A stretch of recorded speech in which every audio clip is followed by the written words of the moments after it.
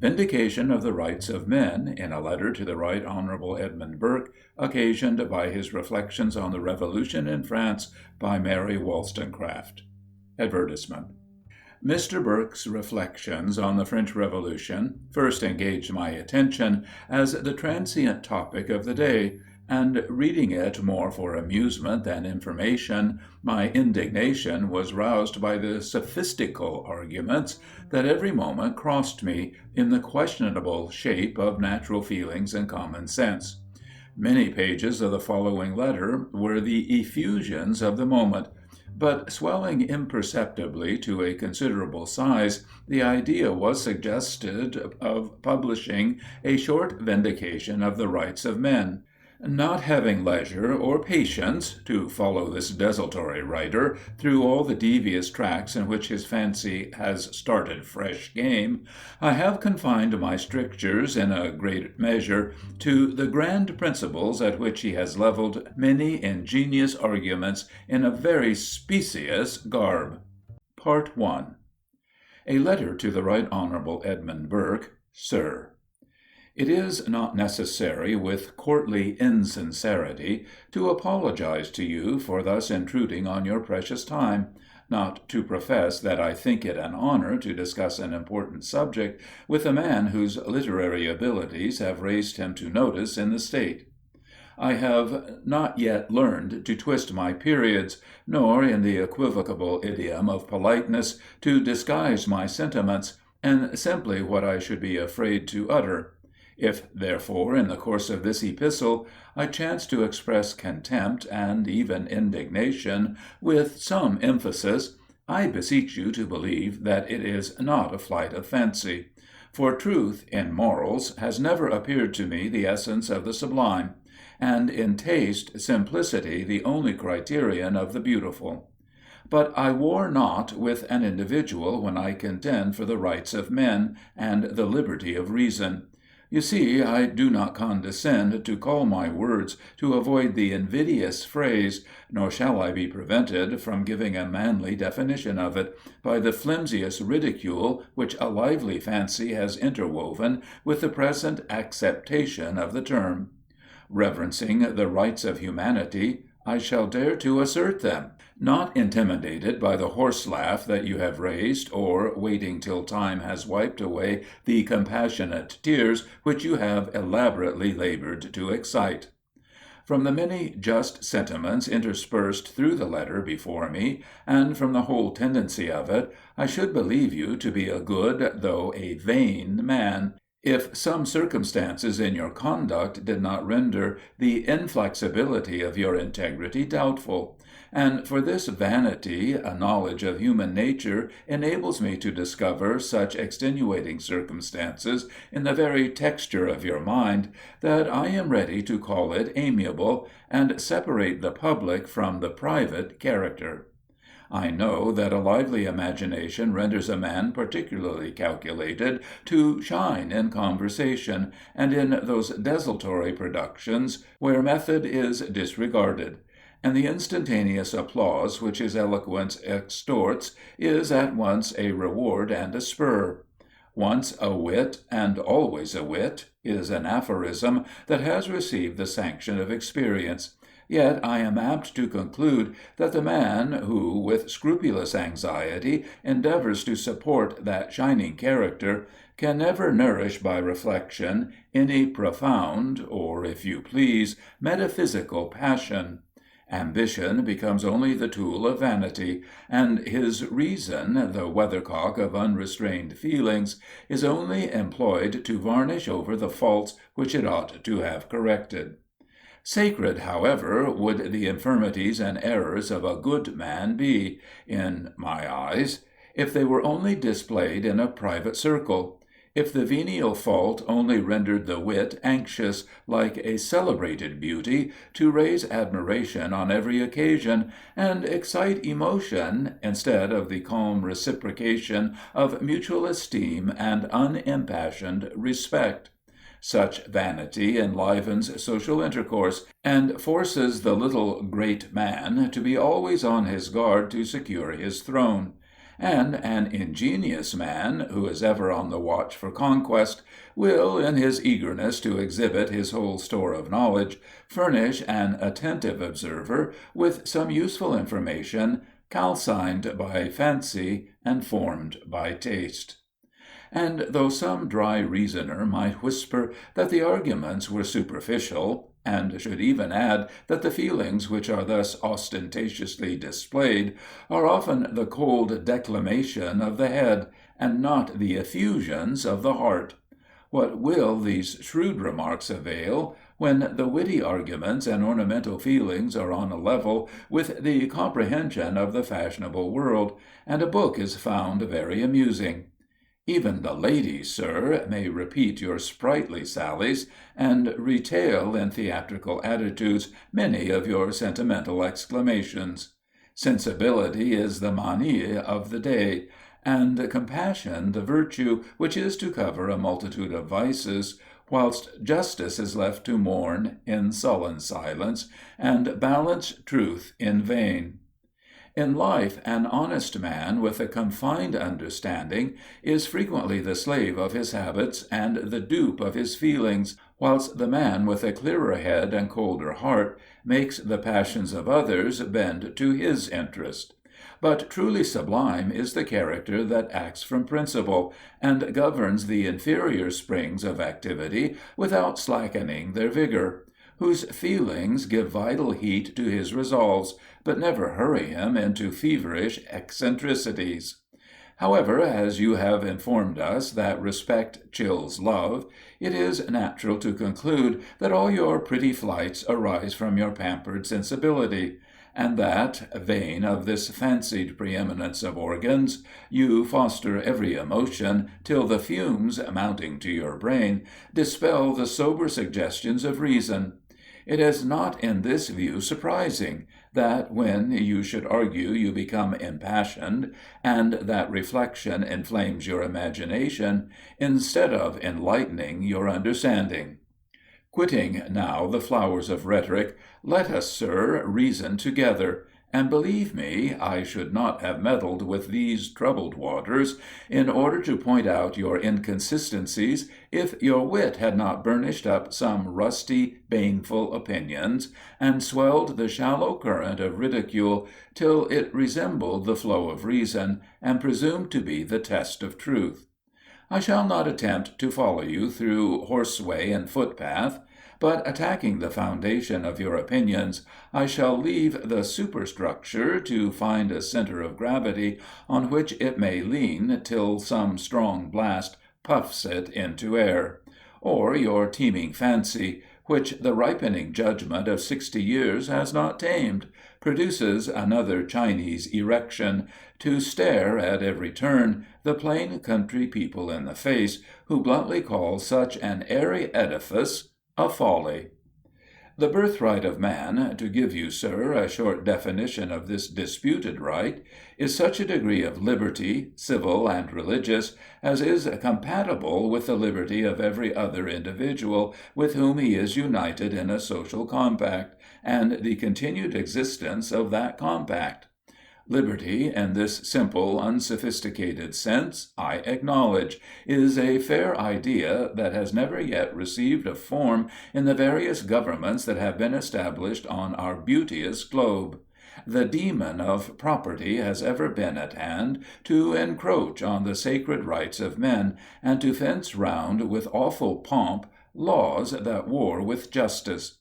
But that it results from the eternal foundation of right, from immutable truth, who will presume to deny, that pretends to rationality, if reason has led them to build their morality and religion on an everlasting foundation, the attributes of God?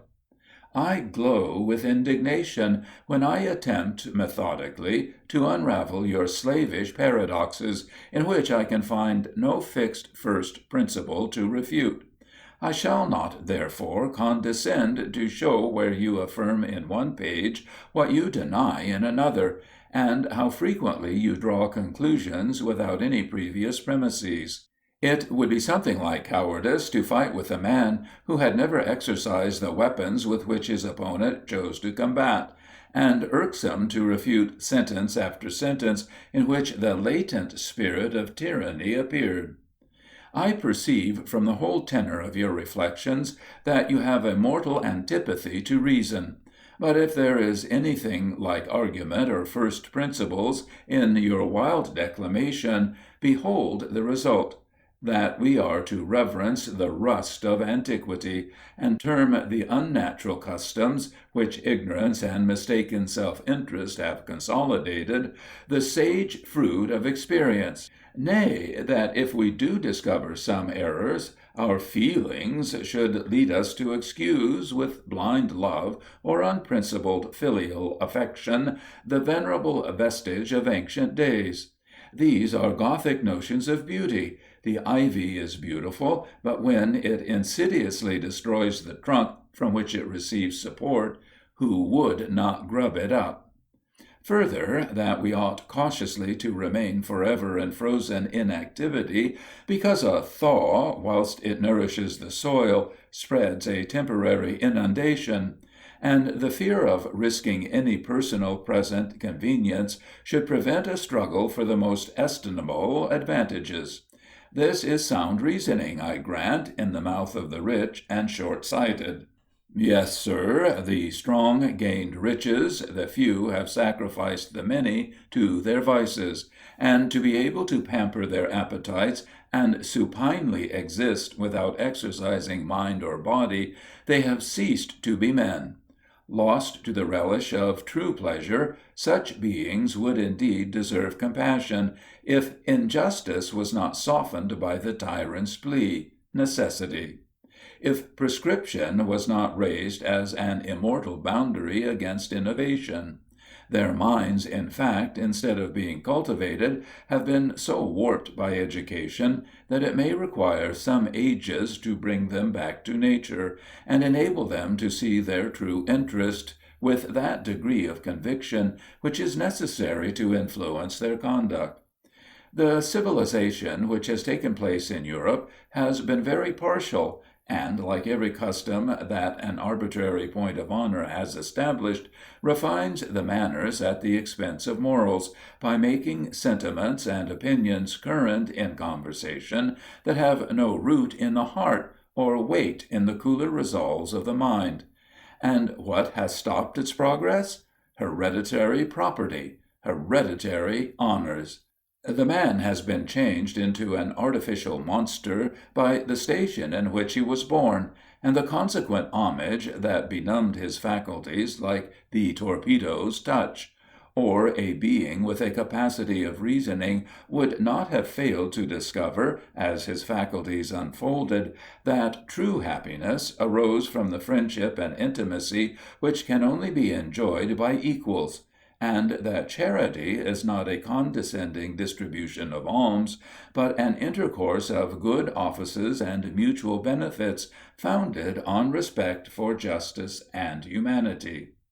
Governed by these principles, the poor wretch whose inelegant distress extorted from a mixed feeling of disgust and animal sympathy present relief, would have been considered as a man whose misery demanded a part of his birthright, supposing him to be industrious.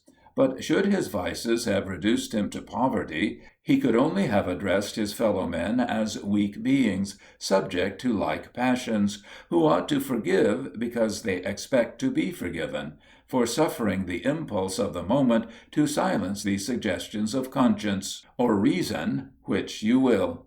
For in my view of things they are synonymous terms. Will Mr. Burke be at the trouble to inform us how far we are to go back to discover the rights of men, since the light of reason is such a fallacious guide that none but fools trust to its cold investigation? In the infancy of society, confining our view to our own country, customs were established by the lawless power of an ambitious individual, or a weak prince was obliged to comply with every demand of the licentious, barbarous insurgents, who disputed his authority with irrefragable arguments at the point of their swords, or the more specious requests of the Parliament, who only allowed him conditional supplies. Are these the venerable pillars of our Constitution? And is Magna Carta to rest for its chief support on a former grant, which reverts to another, till chaos becomes the base of the mighty structure? Or, we cannot tell what, for coherence, without some pervading principle of order, is a solecism. Speaking of Edward III, Hume observes that he was a prince of great capacity, not governed by favourites, not led astray by any unruly passion, sensible that nothing could be more essential to his interests than to keep on good terms with his people. Yet on the whole it appears that the government at best was only a barbarous monarchy, not regulated by any fixed maxims, or bounded by any certain or undisputed rights, which in practice were regularly observed. The king conducted himself by one set of principles, the barons by another, the commons by a third, the clergy by a fourth. All these systems of government were opposite and incompatible. Each of them prevailed in its turn, as incidents were favorable to it. A great prince rendered the monarchical power predominant. The weakness of a king gave reins to the aristocracy. A superstitious age saw the clergy triumphant. The people, for whom chiefly government was instituted, and who chiefly deserved consideration, were the weakest of the whole. And just before that most auspicious era, the 14th century, during the reign of Richard II, whose total incapacity to manage the reins of power, and keep in subjection his haughty barons, rendered him a mere cipher. The House of Commons, to whom he was obliged frequently to apply, not only for subsidies, but assistance to quell the insurrection that the contempt in which he was held naturally produced, gradually rose into power. For whenever they granted supplies to the king, they demanded in return, though it bore the name of petition, a confirmation or the renewal of former charters, which had been infringed and even utterly disregarded by the king and his seditious barons, who principally held their independence of the crown by force of arms, and the encouragement which they gave to robbers and villains who infested the country and lived by rapine and violence. To what dreadful extremities were the poorer sort reduced, their property, the fruit of their industry, being entirely at the disposal of their lords, who were so many petty tyrants. In return for the supplies and assistance which the king received from the commons, they demanded privileges, which Edward, in his distress for money to prosecute the numerous wars in which he was engaged during the greater part of his reign, was constrained to grant them. So that by degrees they rose to power, and became a check on both king and nobles. Thus was the foundation of our liberty established, chiefly through the pressing necessities of the king, who was more intent on being supplied for the moment, in order to carry on his wars and ambitious projects, than aware of the blow he gave to kingly power, by thus making a body of men feel their importance, who afterwards might strenuously oppose tyranny and oppression, and effectually guard the subject's property from seizure and confiscation. Richard's weakness completed what Edward's ambition began. At this period, it is true, Wycliffe opened a vista for reason by attacking some of the most pernicious tenets of the Church of Rome. Still, the prospect was sufficiently misty to authorize the question, where was the dignity of thinking of the 14th century? A Roman Catholic, it is true, enlightened by the Reformation, might with singular propriety celebrate the epoch that preceded it, to turn our thoughts from former atrocious enormities. But a Protestant must acknowledge that this faint dawn of liberty only made the subsiding darkness more visible, and that the boasted virtues of that century all bear the stamp of stupid pride and headstrong barbarism. Civility was then called condescension, and ostentatious almsgiving humanity, and men were content to borrow their virtues, or, to speak with more propriety, their consequence, from posterity, rather than undertake the arduous task of acquiring it for themselves. The imperfection of all modern governments must, without waiting to repeat the trite remark that all human institutions are unavoidably imperfect, in a great measure have arisen from this simple circumstance, that the Constitution, if such an heterogeneous mass deserve that name, was settled in the dark days of ignorance, when the minds of men were shackled by the grossest prejudices and most immoral superstition. And do you, sir, a sagacious philosopher, recommend night as the fittest time to analyze a ray of light? Are we to seek for the rights of men in the ages when a few marks were the only penalty imposed for the life of a man, and death for death when the property of the rich was touched? When, I blush to discover the depravity of our nature, when a deer was killed? Are these the laws that it is natural to love and sacrilegious to invade? Were the rights of men understood when the law authorized or tolerated murder? Or is power and right the same in your creed? But in fact, all your declamation leads so directly to this conclusion that I beseech you to ask your own heart, when you call yourself a friend of liberty, whether it would not be more consistent to style yourself the champion of property, the adorer of the golden image which power has set up. And when you are examining your heart, if it would not be too much like mathematical drudgery, to which a fine imagination very reluctantly stoops, inquire further how it is consistent with the vulgar notions of honesty and the foundation of morality, truth. For a man to boast of his virtue and independence, when he cannot forget that he is at the moment enjoying the wages of falsehood, and that, in a skulking, unmanly way, he has secured himself a pension of £1,500 per annum on the Irish establishment.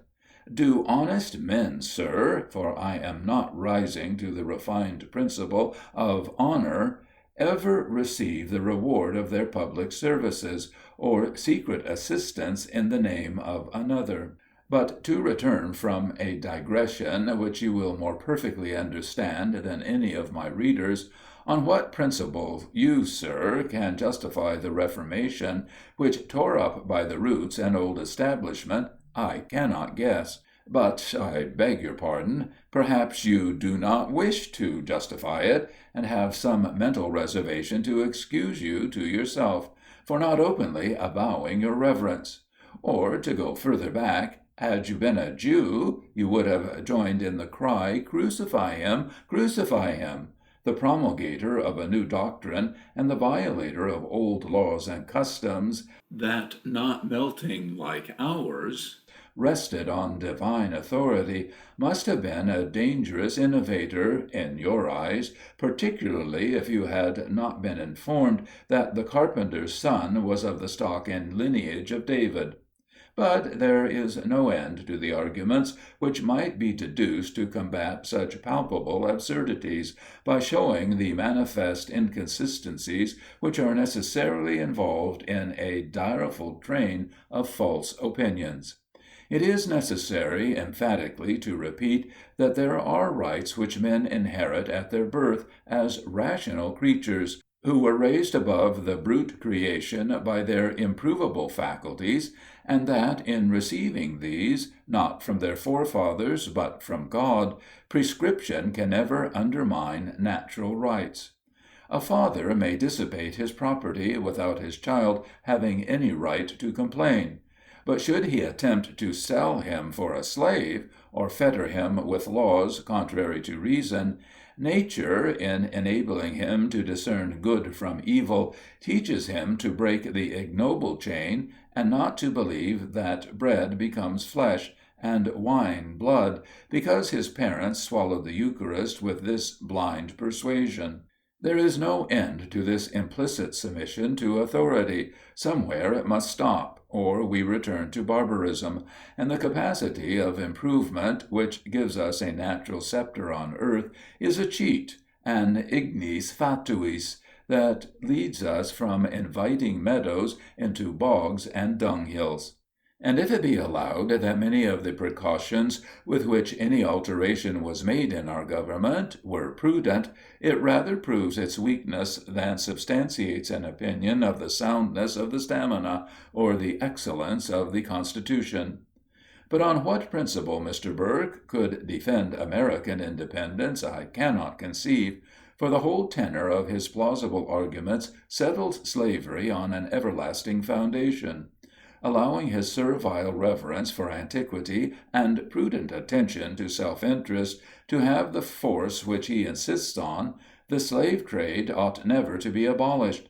And because our ignorant forefathers, not understanding the native dignity of man, sanctioned a traffic that outrages every suggestion of reason and religion, we are to submit to the inhuman custom, and term an atrocious insult to humanity the love of our country, and a proper submission to the laws by which our property is secured. Security of property! Behold, in a few words, the definition of English liberty. And to this selfish principle every nobler one is sacrificed. The Briton takes place of the man, and the image of God is lost in the citizen. But it is not that enthusiastic flame which in Greece and Rome consumed every sordid passion. No, self is the focus, and the disparting rays rise not above our foggy atmosphere. But softly, it is only the property of the rich that is secure. The man who lives by the sweat of his brow has no asylum from oppression. The strong man may enter. When was the castle of the poor sacred? And the base informer steal him from the family that depend on his industry for subsistence. Fully sensible as you must be of the baneful consequences that inevitably follow this notorious infringement on the dearest rights of men, and that it is an infernal blot on the very face of our immaculate Constitution, I cannot avoid expressing my surprise that when you recommended our form of government as a model, you did not caution the French against the arbitrary custom of pressing men for the sea service. You should have hinted to them that property in England is much more secure than liberty, and not have concealed that the liberty of an honest mechanic, his all, is often sacrificed to secure the property of the rich. For it is a farce to pretend that a man fights for his country, his hearth, or his altars, when he has neither liberty nor property. His property is in his nervous arms, and they are compelled to pull a strange rope at the surly command of a tyrannic boy, who probably obtained his rank on account of his family connections, or the prostituted vote of his father, whose interest in a borough, or voice as a senator, was acceptable to the minister. Our penal laws punish with death the thief who steals a few pounds, but to take by violence or trepan a man is no such heinous offence. For who shall dare to complain of the venerable vestige of the law that rendered the life of a deer more sacred than that of a man? But it was the poor man with only his native dignity who was thus oppressed, and only metaphysical sophists and cold mathematicians can discern this insubstantial form. It is a work of abstraction, and a gentleman of lively imagination must borrow some drapery from fancy before he can love or pity a man. Misery, to reach your heart, I perceive, must have its cap and bells. Your tears are reserved, very naturally considering your character, for the declamation of the theatre, or for the downfall of queens, whose rank alters the nature of folly, and throws a graceful veil over vices that degrade humanity, whilst the distress of many industrious mothers, whose helpmates have been torn from them, and the hungry cry of helpless babes, were vulgar sorrows that could not move your commiseration, though they might extort an alms. The tears that are shed for fictitious sorrow are admirably adapted, says Rousseau, to make us proud of all the virtues which we do not possess. The baneful effects of the despotic practice of pressing we shall, in all probability, soon feel. For a number of men who have been taken from their daily employments will shortly be let loose on society, now that there is no longer any apprehension of a war. The vulgar, and by this epithet I mean not only to describe a class of people who, working to support the body, have not had time to cultivate their minds, but likewise those who, born in the lap of affluence, have never had their invention sharpened by necessity, are, 9 out of 10, the creatures of habit and impulse. If I were not afraid to derange your nervous system by the bare mention of a metaphysical inquiry, I should observe, sir, that self-preservation is, literally speaking, the first law of nature, and that the care necessary to support and guard the body is the first step to unfold the mind, and inspire a manly spirit of independence. The mewing babe in swaddling clothes, who is treated like a superior being, may perchance become a gentleman, but nature must have given him uncommon faculties, if, when pleasure hangs on every bough, he has sufficient fortitude either to exercise his mind or body in order to acquire personal merit. The passions are necessary auxiliaries of reason. A present impulse pushes us forward, and when we discover that the game did not deserve the chase, we find that we have gone over much ground, and not only gained many new ideas, but a habit of thinking.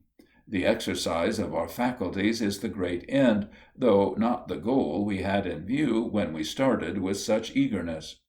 It would be straying still further into metaphysics to add that this is one of the strongest arguments for the natural immortality of the soul. Everything looks like a means, nothing like an end or point of rest, when we can say, now let us sit down and enjoy the present moment. Our faculties and wishes are proportioned to the present scene. We may return without repining to our sister Claude. And if no conscious dignity whisper that we are capable of relishing more refined pleasures, the thirst of truth appears to be allayed, and thought, the faint type of an immaterial energy, no longer bounding it knows not where, is confined to the tenement that affords it sufficient variety. The rich man may then thank his God that he is not like other men. But when is retribution to be made to the miserable who cry day and night for help, and there is no one at hand to help them? And not only misery, but immorality proceeds from this stretch of arbitrary authority. The vulgar have not the power of emptying their mind of the only ideas they imbibed whilst their hands were employed. They cannot quickly turn from one kind of life to another. Pressing them entirely unhinges their minds. They acquire new habits, and cannot return to their old occupations with their former readiness. Consequently, they fall into idleness, drunkenness, and the whole train of vices which you stigmatize as gross. A government that acts in this manner cannot be called a good parent, nor inspire natural (habitual is the proper word) affection in the breasts of children who are thus disregarded. The game laws are almost as oppressive to the peasantry as press warrants to the mechanic. In this land of liberty, what is to secure the property of the poor farmer when his noble landlord chooses to plant a decoy field near his little property? Game devour the fruit of his labor, but fines and imprisonment await him if he dares to kill any, or lift up his hand to interrupt the pleasure of his lord. How many families have been plunged, in the sporting countries, into misery and vice for some paltry transgression of these coercive laws, by the natural consequence of that anger which a man feels when he sees the reward of his industry laid waste by unfeeling luxury, when his children's bread is given to the dogs. Part 2. You have shown, sir, by your silence on these subjects, that your respect for rank has swallowed up the common feelings of humanity. You seem to consider the poor as only the livestock of an estate, the feather of hereditary nobility.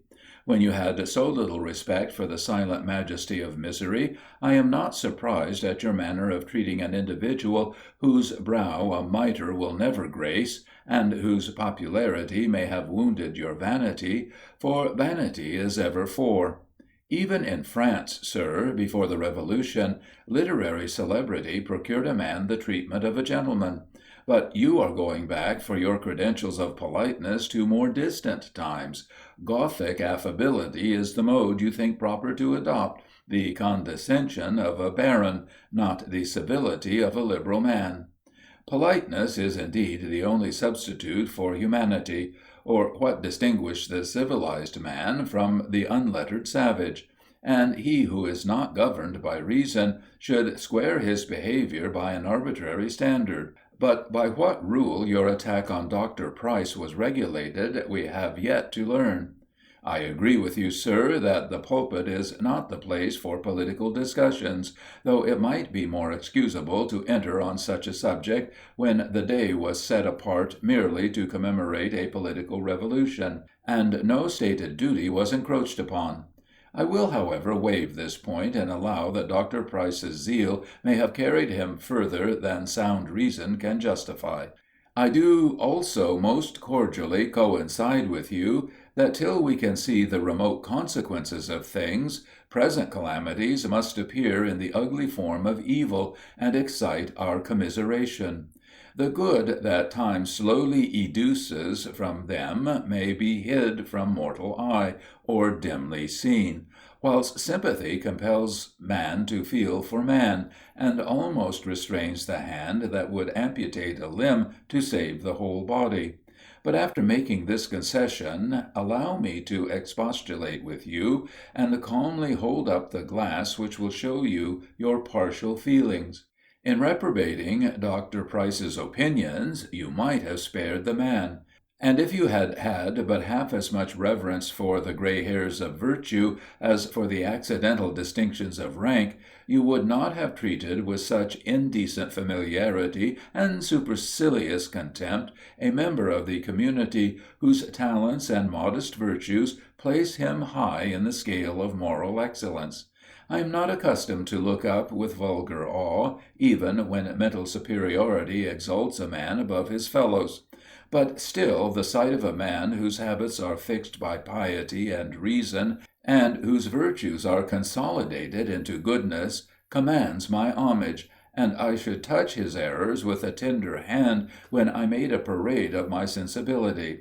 Granting for a moment that Dr. Price's political opinions are utopian reveries, and that the world is not yet sufficiently civilized to adopt such a sublime system of morality, they could, however, only be the reveries of a benevolent mind. Tottering on the verge of the grave, that worthy man in his whole life never dreamt of struggling for power or riches. And if a glimpse of the glad dawn of liberty rekindled the fire of youth in his veins, you, who could not stand the fascinating glance of a great lady's eyes, when neither virtue nor sense beamed in them, might have pardoned his unseemly transport, if such it might be deemed. I could almost fancy that I now see this respectable old man in his pulpit, with hands clasped and eyes devoutly fixed, praying with all the simple energy of unaffected piety; or, when more erect, inculcating the dignity of virtue, and enforcing the doctrines his life adorns. Benevolence animated each feature, and persuasion attuned his accents. The preacher grew eloquent, who only labored to be clear, and the respect that he extorted seemed only the respect due to personified virtue and matured wisdom. Is this the man you brand with so many opprobrious epithets? He whose private life will stand the test of the strictest inquiry? Away with such unmanly sarcasms and puerile conceits. But before I close this part of my animadversions, I must convict you of wilful misrepresentation and wanton abuse. Dr. Price, when he reasons on the necessity of men attending some place of public worship, concisely obviates an objection that has been made in the form of an apology, by advising those who do not approve of our liturgy, and cannot find any mode of worship out of the Church in which they can conscientiously join, to establish one for themselves. This plain advice you have tortured into a very different meaning, and represented the preacher as actuated by a dissenting frenzy, recommending dissensions, not to diffuse truth, but to spread contradictions. A simple question will silence this impertinent declamation. What is truth? A few fundamental truths meet the first inquiry of reason, and appear as clear to an unwarped mind, as that air and bread are necessary to enable the body to fulfill its vital functions. But the opinions which men discuss with so much heat must be simplified and brought back to first principles. Or who can discriminate the vagaries of the imagination, or scrupulosity of weakness, from the verdict of reason? Let all these points be demonstrated, and not determined by arbitrary authority and dark traditions, lest a dangerous supineness should take place. For probably, in ceasing to inquire, our reason would remain dormant, and delivered up without a curb to every impulse of passion, we might soon lose sight of the clear light which the exercise of our understanding no longer kept alive. To argue from experience, it would seem as if the human mind, averse to thought, could only be opened by necessity, for when it can take opinions on trust, it gladly lets the spirit lie quiet in its gross tenement.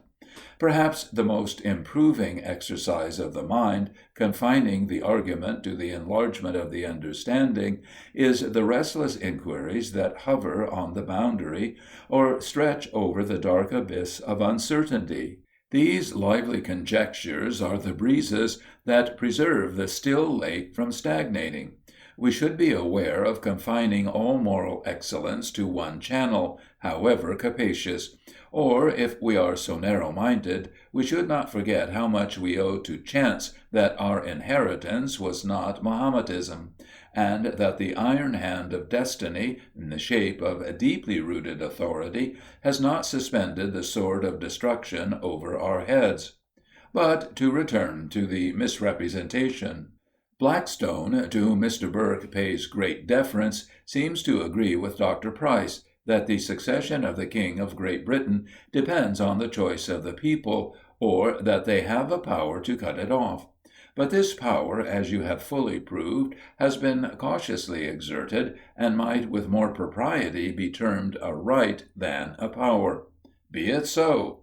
Yet when you elaborately cited precedents to show that our forefathers paid great respect to hereditary claims, you might have gone back to your favorite epoch, and shown their respect for a church that fulminating laws have since loaded with opprobrium. The preponderance of inconsistencies, when weighed with precedents, should lessen the most bigoted veneration for antiquity, and force men of the 18th century to acknowledge that our canonized forefathers were unable, or afraid, to revert to reason without resting on the crutch of authority, and should not be brought as a proof that their children are never to be allowed to walk alone. When we doubt the infallible wisdom of our ancestors, it is only advancing on the same ground to doubt the sincerity of the law, and the propriety of that servile appellation, our sovereign lord the king. Who were the dictators of this adulatory language of the law? Were they not courtly parasites and worldly priests? Besides, whoever at divine service, whose feelings were not deadened by habit, or their understandings quiescent, ever repeated without horror the same epithets applied to a man and his Creator? If this is confused jargon, say what are the dictates of sober reason, or the criterion to distinguish nonsense. You further sarcastically animadvert on the consistency of the Democritists by wresting the obvious meaning of a common phrase, the dregs of the people. Or your contempt for poverty may have led you into an error. Be that as it may, an unprejudiced man would have directly perceived the single sense of the word, and an old member of Parliament could scarcely have missed it. He who had so often felt the pulse of the electors needed not have gone beyond his own experience to discover that the dregs alluded to were the vicious and not the lower class of the community. Again, sir, I must doubt your sincerity or your discernment. You have been behind the curtain, and though it might be difficult to bring back your sophisticated heart to nature and make you feel like a man, yet the awestruck confusion in which you were plunged must have gone off when the vulgar emotion of wonder, excited by finding yourself a senator, had subsided. Then you must have seen the clogged wheels of corruption, continually oiled by the sweat of the laborious poor, squeezed out of them by unceasing taxation. You must have discovered that the majority in the House of Commons was often purchased by the Crown, and that the people were oppressed by the influence of their own money, extorted by the venal voice of a packed representation. You must have known that a man of merit cannot rise in the Church, the army, or navy unless he has some interest in a borough, and that even a paltry exciseman's place can only be secured by electioneering interest. I will go further, and assert that few bishops, though there have been learned and good bishops, have gained the mitre without submitting to a servility of dependence that degrades the man. All these circumstances you must have known, yet you talk of virtue and liberty as the vulgar talk of the letter of the law, and the polite of propriety. It is true that these ceremonial observances produce decorum. The sepulchres are whitewashed, and do not offend the squeamish eyes of high rank. But virtue is out of the question when you only worship a shadow, and worship it to secure your property. Man has been termed, with strict propriety, a microcosm, a little world in himself. He is so, yet must however be reckoned an ephemera, or, to adopt your figure of rhetoric, a summer's fly. The perpetuation of property in our families is one of the privileges you most warmly contend for, yet it would not be very difficult to prove that the mind must have a very limited range that thus confines its benevolences to such a narrow circle, which with great propriety may be included in the sordid calculations of blind self-love. A brutal attachment to children has appeared most conspicuous in parents who have treated them like slaves, and demanded due homage for all the property they transferred to them during their lives. It has led them to force their children to break the most sacred ties, to do violence to a natural impulse, and run into legal prostitution to increase wealth or shun poverty. And still worse, the dread of parental malediction has made many weak characters violate truth in the face of heaven, and to avoid a father's angry curse, the most sacred promises have been broken. It appears to be a natural suggestion of reason that a man should be freed from implicit obedience to parents and private punishments, when he is of an age to be subject to the jurisdiction of the laws of his country, and that the barbarous cruelty of allowing parents to imprison their children, to prevent their contaminating their noble blood by following the dictates of nature when they chose to marry, or for any misdemeanor that does not come under the cognizance of public justice, is one of the most arbitrary violations of liberty. Who can recount all the unnatural crimes which the laudable, interesting desire of perpetuating a name has produced? The younger children have been sacrificed to the eldest son, sent into exile, or confined in convents, that they might not encroach on what was called, with shameful falsehood, the family estate. Will Mr. Burke call this parental affection reasonable or virtuous? No, it is the spurious offspring of overweening mistaken pride, and not that first source of civilization, natural parental affection, that makes no difference between child and child, but what reason justifies by pointing out superior merit. Another pernicious consequence which unavoidably arises from this artificial affection is the insuperable bar which it puts in the way of early marriages. It would be difficult to determine whether the minds or bodies of our youth are most injured by this impediment. Our young men become selfish coxcombs, and gallantry with modest women, and intrigues with those of another description, weaken both mind and body, before either has arrived at maturity.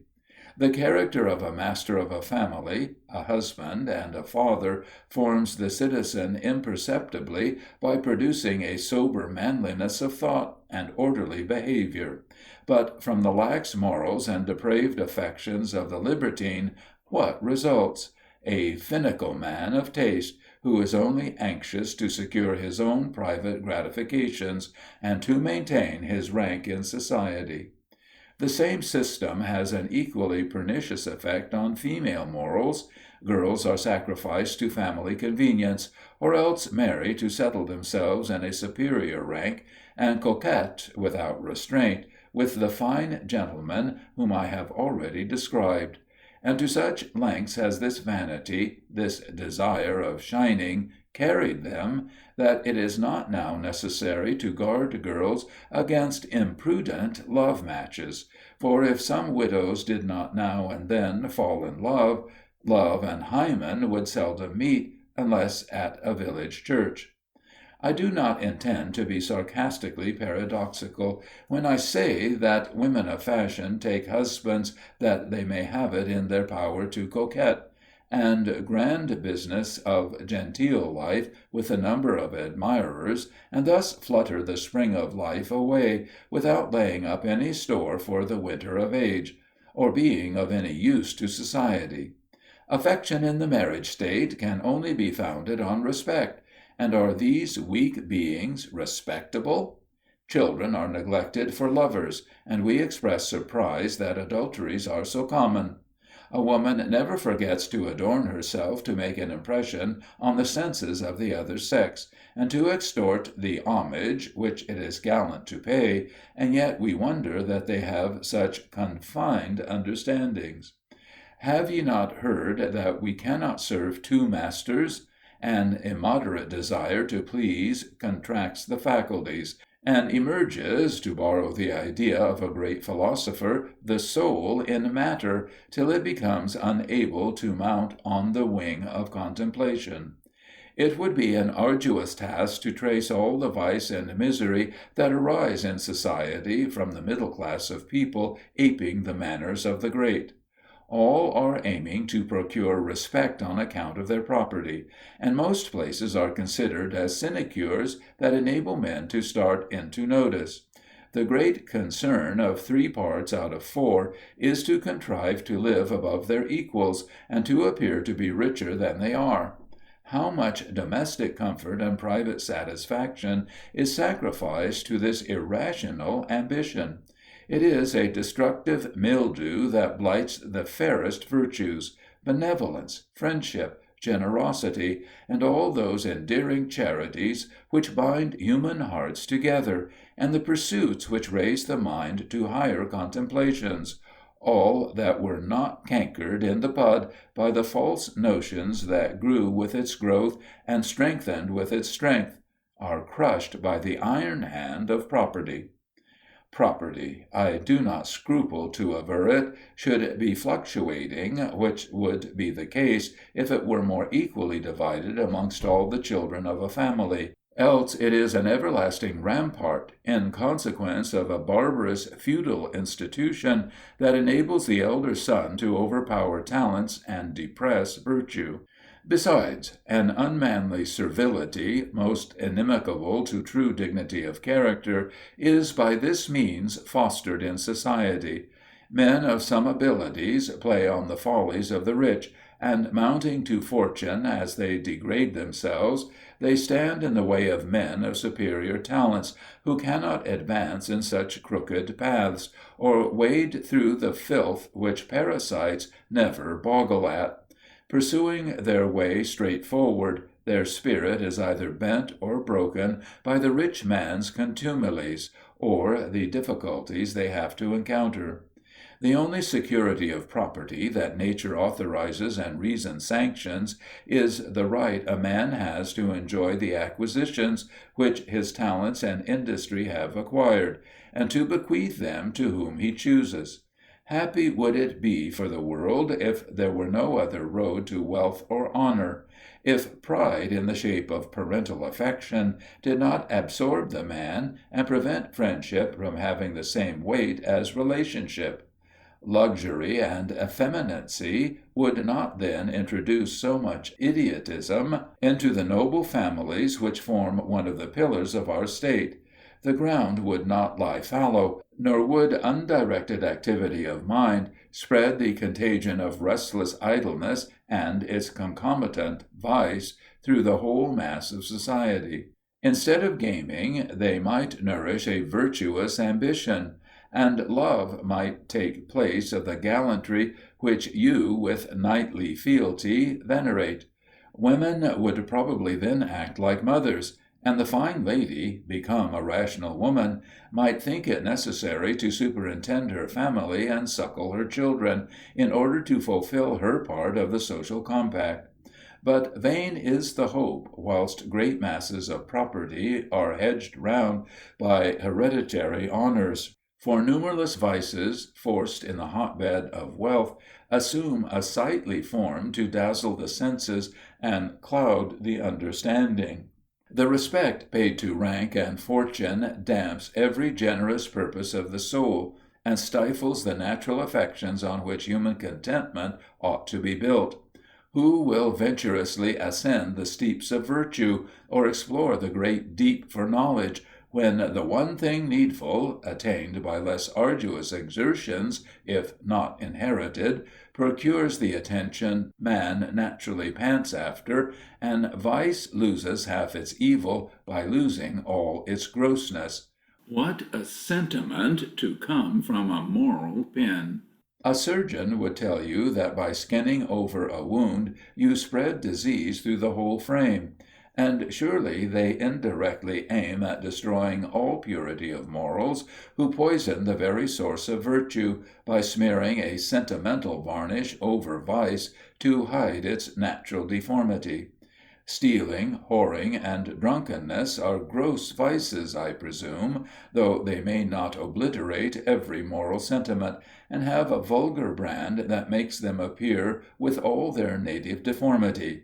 But overreaching, adultery, and coquetry are venial offences, though they reduce virtue to an empty name, and make wisdom consist in saving appearances.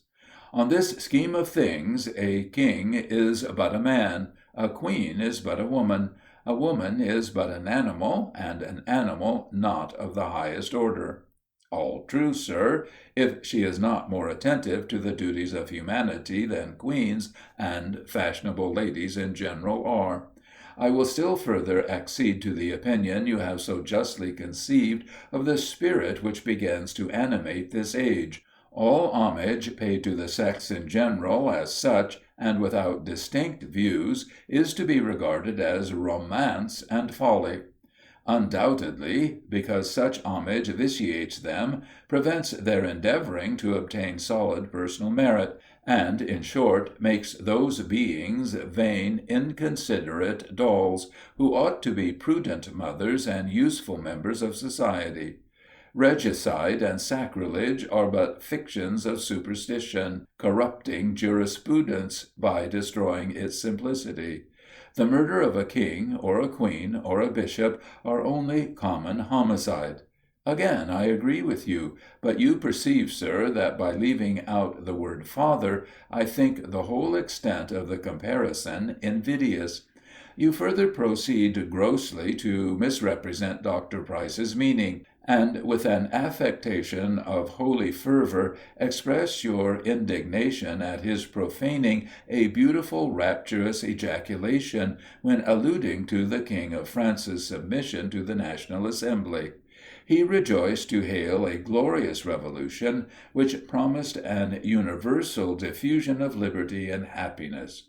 Observe, sir, that I called your piety affectation, a rant to enable you to point your venomous dart and round your period. I speak with warmth, because of all hypocrites my soul most indignantly spurns a religious one, and I very cautiously bring forward such a heavy charge to strip you of your cloak of sanctity. Your speech at the time the bill for a regency was agitated now lies before me. Then you could in direct terms, to promote ambitious or interested views, exclaim without any pious qualms, "Ought they to make a mockery of him, putting a crown of thorns on his head, a reed in his hand, and dressing him in a raiment of purple, cry, 'Hail, King of the British'?" Where was your sensibility when you could utter this cruel mockery, equally insulting to God and man? Go hence, thou slave of impulse, look into the private recesses of thy heart, and take not a mote from thy brother's eye, till thou hast removed the beam from thine own. Of your own partial feelings I shall take another view, and show that following nature, which is, you say, wisdom without reflection and above it, has led you into great inconsistencies, to use the softest phrase. When, on a late melancholy occasion, a very important question was agitated, with what indecent warmth did you treat a woman, for I shall not lay any stress on her title, whose conduct in life has deserved praise, though not perhaps the servile elogiums which have been lavished on the Queen, but sympathy, and you tell us that you have a heart of flesh, was made to give way to party spirit, and the feelings of a man, not to allude to your romantic gallantry, to the views of the statesman. When you descanted on the horrors of the 6th of October, and gave a glowing, and in some instances a most exaggerated description of that infernal night, without having troubled yourself to clean your palate, you might have returned home, and indulged us with a sketch of the misery you personally aggravated. With what eloquence might you not have insinuated that the sight of unexpected misery and strange reverses of fortune makes the mind recoil on itself, and pondering traced the uncertainty of all human hope, the frail foundation of sublunary grandeur? What a climax lay before you! A father torn from his children, a husband from an affectionate wife, a man from himself, and not torn by the resistless stroke of death, for time would then have lent its aid to mitigate remediless sorrow. But that living death, which only kept hope alive in the corroding form of suspense, was a calamity that called for all your pity. The sight of august ruins, of a depopulated country, what are they to a disordered soul, when all the faculties are mixed in wild confusion? It is then indeed we tremble for humanity, and if some wild fancy chance to cross the brain, we fearfully start, and, pressing our hand against our brow, ask if we are yet men, if our reason is undisturbed, if judgment hold the helm. Marius might sit with dignity on the ruins of Carthage, and the wretch in the Bastille, who longed in vain to see the human face divine, might yet view the operations of his own mind, and vary the leaden prospect by new combinations of thought. Poverty, shame, and even slavery may be endured by the virtuous man, he has still a world to range in, but the loss of reason appears a monstrous flaw in the moral world, that eludes all investigation and humbles without enlightening. In this state was the king, when you, with unfeeling disrespect and indecent haste, wished to strip him of all his hereditary honors. You were so eager to taste the sweets of power, that you could not wait till time had determined whether a dreadful delirium would settle into a confirmed madness, but prying into the secrets of omnipotence, you thundered out that God had hurled him from his throne, and that it was the most insulting mockery to recollect that he had been a king, or to treat him with any particular respect on account of his former dignity. And who was the monster whom heaven had thus awfully deposed and smitten with such an angry blow? Surely as harmless a character as Louis XVI, and the Queen of Great Britain, though her heart may not be enlarged by generosity, who will presume to compare her character with that of the Queen of France. Where, then, was the infallibility of that extolled instinct which rises above reason? Was it warped by vanity, or hurled from its throne by self-interest? To your own heart answer these questions in the sober hours of reflection, and after reviewing this gust of passion, learn to respect the sovereignty of reason. I have, sir, been reading, with a scrutinizing, comparative eye, several of your insensible and profane speeches during the King's illness. I disdain to take advantage of a man's weak side, or draw consequences from an unguarded transport. A lion preys not on carcasses, but on this occasion you acted systematically. It was not the passion of the moment, over which humanity draws a veil. No, what but the odious maxims of Machiavellian policy could have led you to have searched in the very dregs of misery for forcible arguments to support your party? Had not vanity or interest steeled your heart, you might have been shocked at the cold insensibility which could carry a man to those dreadful mansions where human weakness appears in its most awful form to calculate the chances against the king's recovery. Impressed as you are with respect for royalty, I am astonished that you did not tremble at every step, lest heaven should avenge on your guilty head the insult offered to its vice-regent. But the conscience that is under the direction of transient ebullitions of feeling is not very tender or consistent when the current runs another way. Had you been in a philosophizing mood, had your heart or your reason been at home, you might have been convinced by ocular demonstration that madness is only the absence of reason. The ruling angel leaving its seat, wild anarchy ensues. You would have seen that the uncontrolled imagination often pursues the most regular course in its most daring flight, and that the eccentricities are boldly relieved when judgment no longer officiously arranges the sentiments by bringing them to the test of principles. You would have seen everything out of nature in that strange chaos of levity and ferocity, and of all sorts of follies jumbled together. You would have seen in that monstrous tragicomic scene the most opposite passions necessarily succeed and sometimes mix with each other in the mind, alternate contempt and indignation, alternate laughter and tears, alternate scorn and horror. This is a true picture of that chaotic state of mind, called madness, when reason gone, we know not where, the wild elements of passion clash, and all is horror and confusion. You might have heard the best turned conceits, flash following flash, and doubted whether the rhapsody was not eloquent if it had not been delivered in an equivocal language. Neither verse nor prose, if the sparkling periods had not stood alone, wanting force because they wanted concatenation. It is a proverbial observation that a very thin partition divides wit and madness. Poetry, therefore, naturally addresses the fancy, and the language of passion is with great felicity borrowed from the heightened picture which the imagination draws of sensible objects, concentred by impassioned reflection. And during this fine frenzy, reason has no right to rein in the imagination, unless to prevent the introduction of supernumerary images. If the passion is real, the head will not be ransacked for stale tropes and cold rhodomontade.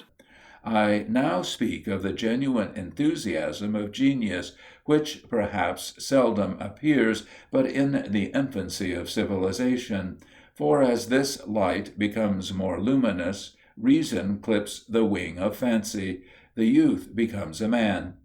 Whether the glory of Europe is set, I shall not now inquire, but probably the spirit of romance and chivalry is in the wane, and reason will gain by its extinction. From observing several cold, romantic characters, I have been led to confine the term romantic to one definition: false or rather artificial feelings. Works of genius are read with a prepossession in their favor, and sentiments imitated because they were fashionable and pretty, and not because they were forcibly felt. In modern poetry, the understanding and memory often fabricate the pretended effusions of the heart, and romance destroys all simplicity, which in works of taste is but a synonymous word for truth.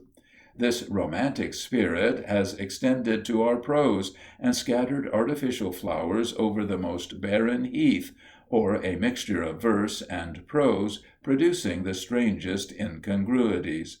The turgid bombast of some of your periods fully proves these assertions, for when the heart speaks, we are seldom shocked by hyperbole or dry raptures.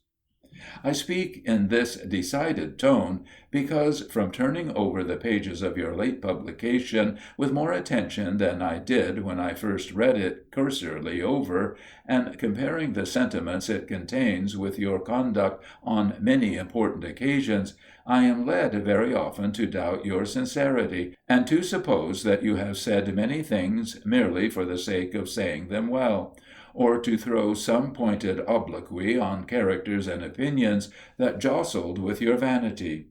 It is an arduous task to follow the doublings of cunning, or the subterfuges of inconsistency, for in controversy, as in battle, the brave man wishes to face his enemy, and fight on the same ground.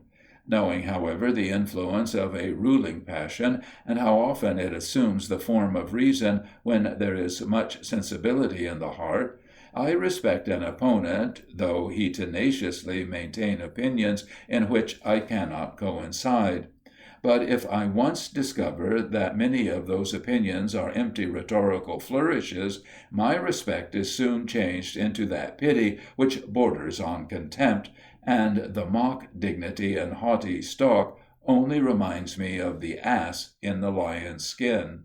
A sentiment of this kind glanced across my mind when I read the following exclamation: "Whilst the royal captives who followed in the train were slowly moved along amidst the horrid yells and shrilling screams and frantic dances and infamous contumelies, and all the unutterable abominations of the furies of hell, in the abused shape of the vilest of women." Probably you mean women who gained a livelihood by selling vegetables or fish, who never had had any advantages of education, or their vices might have lost part of their abominable deformity by losing part of their grossness. The Queen of France, the great and small vulgar, claim our pity. They have almost insuperable obstacles to surmount in their progress towards true dignity of character. Still, I have such a plain, downright understanding that I do not like to make a distinction without a difference. But it is not very extraordinary that you should, for throughout your letter you frequently advert to a sentimental jargon which has long been current in conversation and even in books of morals, though it never received the regal stamp of reason. A kind of mysterious instinct is supposed to reside in the soul that instantaneously discerns truth without the tedious labor of ratiocination. This instinct, for I know not what other name to give it, has been termed common sense, and more frequently sensibility, and by a kind of indefeasible right it has been supposed, for rights of this kind are not easily proved, to reign paramount over the other faculties of the mind, and to be an authority from which there is no appeal.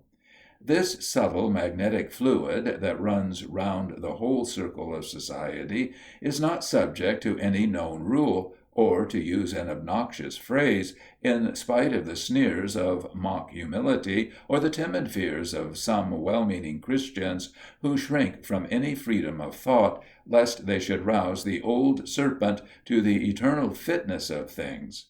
It dips, we know not why, granting it to be an infallible instinct, and though supposed always to point to truth, its pole star, the point is always shifting and seldom stands due north. It is to this instinct, without doubt, that you allude when you talk of the moral constitution of the heart.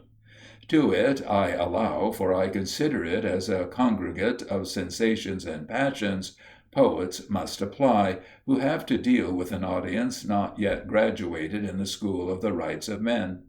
They must, it is clear, often cloud the understanding, whilst they move the heart by a kind of mechanical spring. But that in the theatre the first intuitive glance of feeling should discriminate the form of truth, and see her fair proportion, I must beg leave to doubt. Sacred be the feelings of the heart, concentred in a glowing flame, they become the sun of life, and without his invigorating impregnation, reason would probably lie in helpless inactivity, and never bring forth her only legitimate offspring, virtue. But to prove that virtue is really an acquisition of the individual, and not the blind impulse of unerring instinct, the bastard vice has often been begotten by the same father. In what respect are we superior to the brute creation, if intellect is not allowed to be the guide of passion? Brutes hope and fear, love and hate, but without a capacity to improve, a power of turning these passions to good or evil, they neither acquire virtue nor wisdom. Why? Because the Creator has not given them reason. But the cultivation of reason is an arduous task, and men of lively fancy, finding it easier to follow the impulses of passion, endeavor to persuade themselves and others that it is most natural.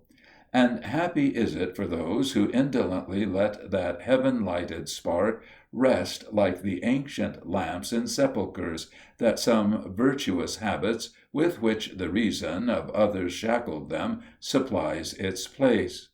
Affection for parents, reverence for superiors or antiquity, notions of honor, or that worldly self-interest that shrewdly shows them that honesty is the best policy.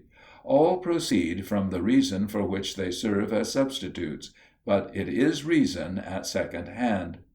Children are born ignorant, consequently innocent. The passions are neither good nor evil dispositions till they receive a direction, and either bound over the feeble barrier raised by a faint glimmering of unexercised reason, called conscience, or strengthen her wavering dictates till sound principles are deeply rooted and able to cope with the headstrong passions that often assume her awful form. What moral purpose can be answered by extolling good dispositions, as they are called, when these good dispositions are described as instincts? For instinct moves in a direct line to its ultimate end, and asks not for guide or support. But if virtue is to be acquired by experience, or taught by example, reason, perfected by reflection, must be thy director of the whole host of passions, which produce a fructifying heat, but no light, that you would exalt into her place. She must hold the rudder, or let the wind blow which way it list, the vessel will never advance smoothly to its destined port, for the time lost in tacking about would dreadfully impede its progress. Part 3. In the name of the people of England, you say, that we know we have made no discoveries, and we think that no discoveries are to be made in morality, nor many in the great principles of government, nor in the ideas of liberty, which were understood long before we were born, altogether as well as they will be after the grave has heaped its mould upon our presumption, and the silent tomb shall have imposed its law on our pert loquacity. In England we have not yet been completely embowelled of our natural entrails. We still feel within us, and we cherish and cultivate those inbred sentiments which are the faithful guardians, the active monitors of our duty, the true supporters of all liberal and manly morals. What do you mean by inbred sentiments? From whence do they come? How were they bred? Are they the brood of folly, which swarm like the insects on the banks of the Nile, when mud and putrefaction have enriched the languid soil?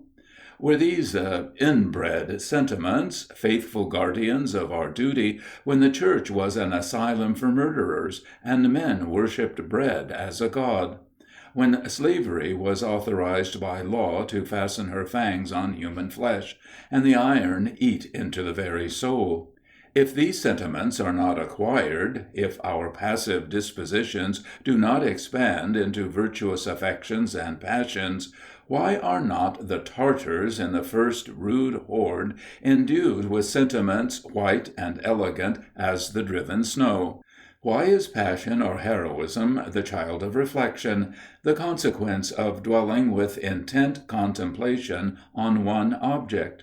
The appetites are the only perfect inbred powers that I can discern, and they, like instincts, have a certain aim, they can be satisfied, but improvable reason has not yet discovered the perfection it may arrive at. God forbid. First, however, it is necessary to make what we know practical. Who can deny, that has marked the slow progress of civilization, that men may become more virtuous and happy without any new discovery in morals? Who will venture to assert that virtue would not be promoted by the more extensive cultivation of reason? If nothing more is to be done, let us eat and drink, for tomorrow we die, and die forever. Who will pretend to say that there is as much happiness diffused on this globe as it is capable of affording, as many social virtues as reason would foster, if she could gain the strength she is able to acquire even in this imperfect state? If the voice of nature was allowed to speak audibly from the bottom of the heart, and the native unalienable rights of men were recognized in their full force, if factitious merit did not take place of genuine acquired virtue, and enable men to build their enjoyment on the misery of their fellow creatures; if men were more under the dominion of reason than opinion, and did not cherish their prejudices because they were prejudices. I am not, sir, aware of your sneers, hailing a millennium, though a state of greater purity of morals may not be a mere poetic fiction. Nor did my fancy ever create a heaven on earth, since reason threw off her swaddling clothes. I perceive, but too forcibly, that happiness, literally speaking, dwells not here, and that we wander to and fro in a vale of darkness as well as tears. I perceive that my passions pursue objects that the imagination enlarges, till they become only a sublime idea that shrinks from the inquiry of sense, and mocks the experimental philosophers who would confine this spiritual phlogiston in their material crucibles. I know that the human understanding is deluded with vain shadows, and that when we eagerly pursue any study, we only reach the boundary set to human inquiries. Thus far shalt thou go, and no further, says some stern difficulty, and the cause we were pursuing melts into utter darkness. But these are only the trials of contemplative minds, the foundation of virtue remains firm. The power of exercising our understanding raises us above the brutes, and this exercise produces that primary morality which you term untaught feelings. If virtue be an instinct, I renounce all hope of immortality, and with it all the sublime reveries and dignified sentiments that have smoothed the rugged path of life. It is all a cheat, a lying vision. I have disquieted myself in vain, for in my eye all feelings are false and spurious that do not rest on justice as their foundation, and are not concentred by universal love. I reverence the rights of men, sacred rights, for which I acquire a more profound respect the more I look into my own mind, and professing these heterodox opinions, I still preserve my bowels, my heart is human, beats quick with human sympathies, and I fear God. I bend with awful reverence when I inquire on what my fear is built. I fear that sublime power, whose motive for creating me must have been wise and good, and I submit to the moral laws which my reason deduces from this view of my dependence on him. It is not his power that I fear. It is not to an arbitrary will, but to unerring reason I submit. Submit, yes. I disregard the charge of arrogance, to the law that regulates his just resolves, and the happiness I pant after must be the same in kind, and produced by the same exertion as his, though unfeigned humility overwhelms every idea that would presume to compare the goodness which the most exalted created being could acquire with the grand source of life and bliss. This fear of God makes me reverence myself. Yes, sir, the regard I have for honest fame and the friendship of the virtuous falls far short of the respect which I have for myself. And this enlightened self-love, if an epithet the meaning of which has been grossly perverted, will convey my idea, forces me to see. And if I may venture to borrow a prostituted term, to feel that happiness is reflected, and that, in communicating good, my soul receives its noble ailment. I do not trouble myself, therefore, to inquire whether this is the fear the people of England feel, and if it be natural to include all the modifications which you have annexed. It is not. Besides, I cannot help suspecting that if you had the enlightened respect for yourself which you affect to despise, you would not have said that the constitution of our Church and State, formed, like most other modern ones, by degrees, as Europe was emerging out of barbarism, was formed under the auspices and was confirmed by the sanction of religion and piety. You have turned over the historic page, have been hackneyed in the ways of men, and must know that private cabals and public feuds, private virtues and vices, religion and superstition, have all concurred to foment the mass and swell it to its present form.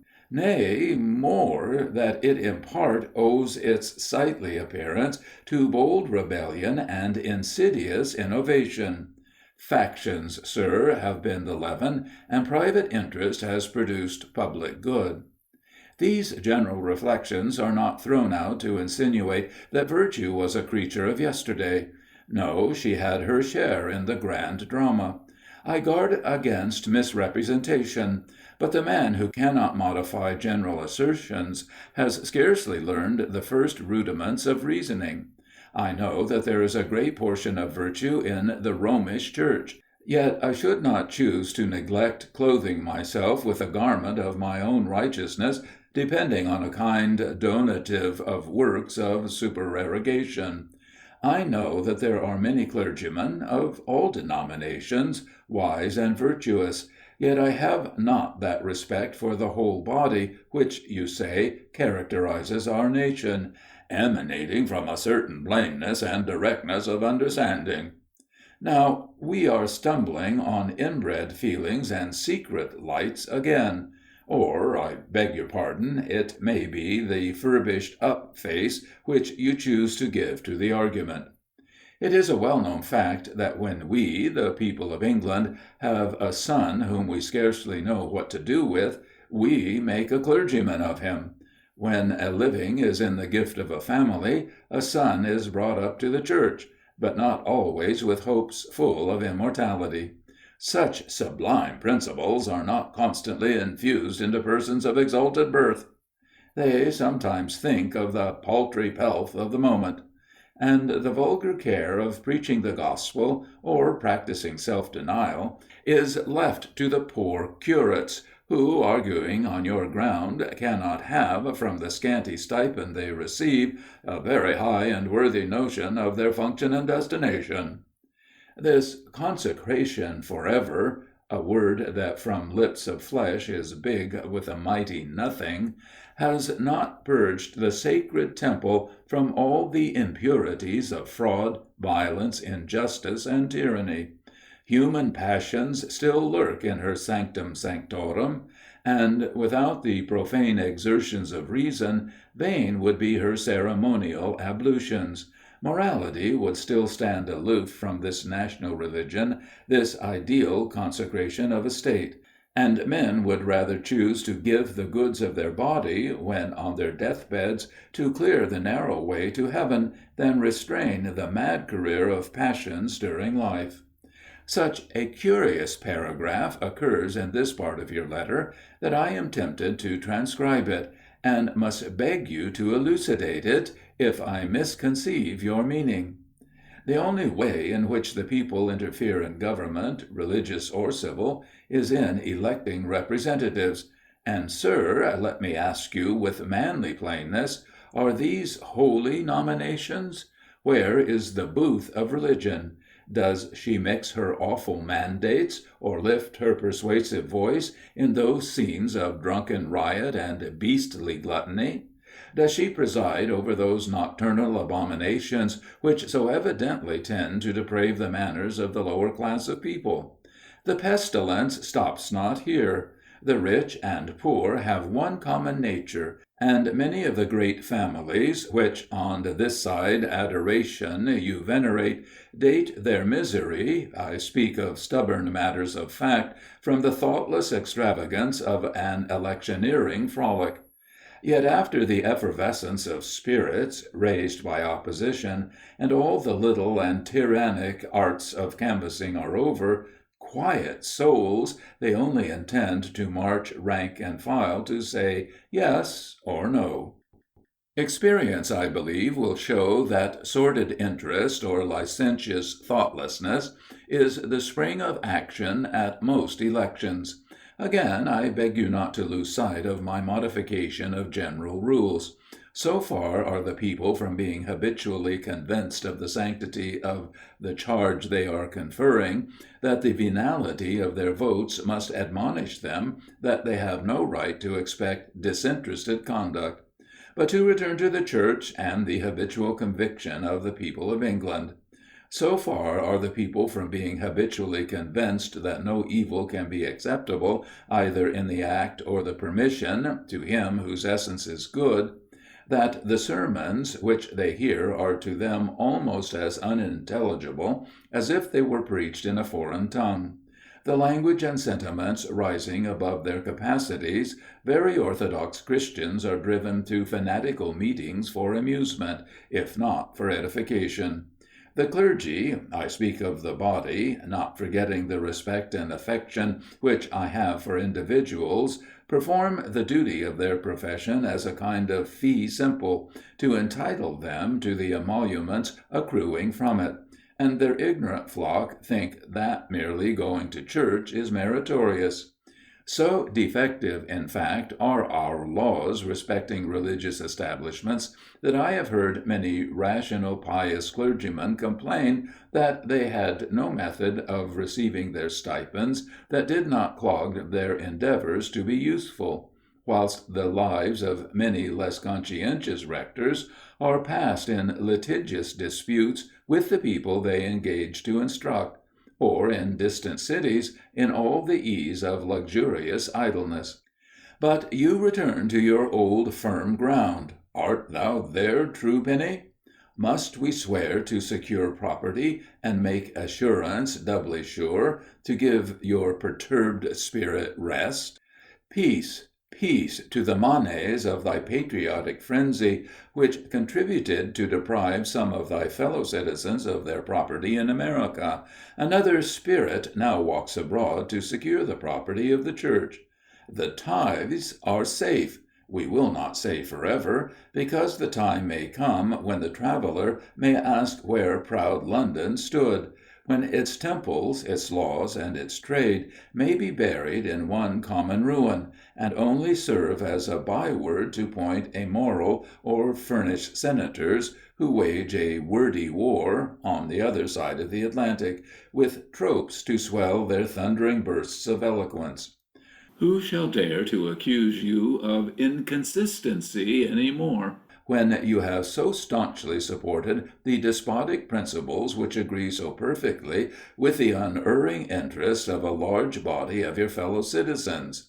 Not the largest, for when you venerate parliaments, I presume it is not the majority, as you have had the presumption to dissent, and loudly explain your reasons. But it was not my intention, when I began this letter, to descend to the minutiae of your conduct, or to weigh your infirmities in a balance. It is only some of your pernicious opinions that I wish to hunt out of their lurking holes, and to show you to yourself, stripped of the gorgeous drapery in which you have enwrapped your tyrannic principles. That the people of England respect the national establishment I do not deny. I recollect the melancholy proof which they gave, in this very century, of their enlightened zeal and reasonable affection. I likewise know that, according to the dictates of a prudent law, in a commercial state truth is reckoned a libel. Yet I acknowledge, having never made my humanity give place to Gothic gallantry, that I should have been better pleased to have heard that Lord George Gordon was confined on account of the calamities which he brought on his country, than for a libel on the Queen of France. But one argument which you adduce to strengthen your assertion appears to carry the preponderancy towards the other side. You observe that our education is so formed as to confirm and fix this impression, respect for the religious establishment, and that our education is in a manner wholly in the hands of ecclesiastics, and in all stages from infancy to manhood. Far from agreeing with you, sir, that these regulations render the clergy a more useful and respectable body, experience convinces me that the very contrary is the fact. In schools and colleges they may, in some degree, support their dignity within the monastic walls, but in paying due respect to the parents of the young nobility under their tutelage, they do not forget, obsequiously, to respect their noble patrons. The little respect paid, in great houses, to tutors and chaplains, proves, sir, the fallacy of your reasoning. It would be almost invidious to remark that they sometimes are only modern substitutes for the jesters of Gothic memory, and serve as whetstones for the blunt wit of the noble peer who patronizes them. And what respect a boy can imbibe for a butt, at which the shaft of ridicule is daily glanced, I leave those to determine who can distinguish depravity of morals under the specious mask of refined manners. Besides, the custom of sending clergymen to travel with their noble pupils as humble companions, instead of exalting, tends inevitably to degrade the clerical character. It is notorious that they meanly submit to the most servile dependence, and gloss over the most capricious follies, to use a soft phrase, of the boys to whom they look up for preferment. An airy mitre dances before them, and they wrap their sheep's clothing more closely about them, and make their spirits bend till it is prudent to claim the rights of men and the honest freedom of speech of an Englishman. How, indeed, could they venture to reprove for his vices their patron? The clergy only give the true feudal emphasis to this word.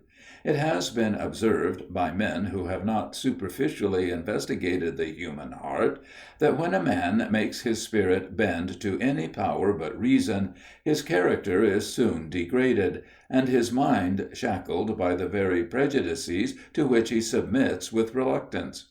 The observations of experience have been carried still further, and the servility to superiors and tyranny to inferiors, said to characterize our clergy, have rationally been supposed to rise naturally from their associating with the nobility.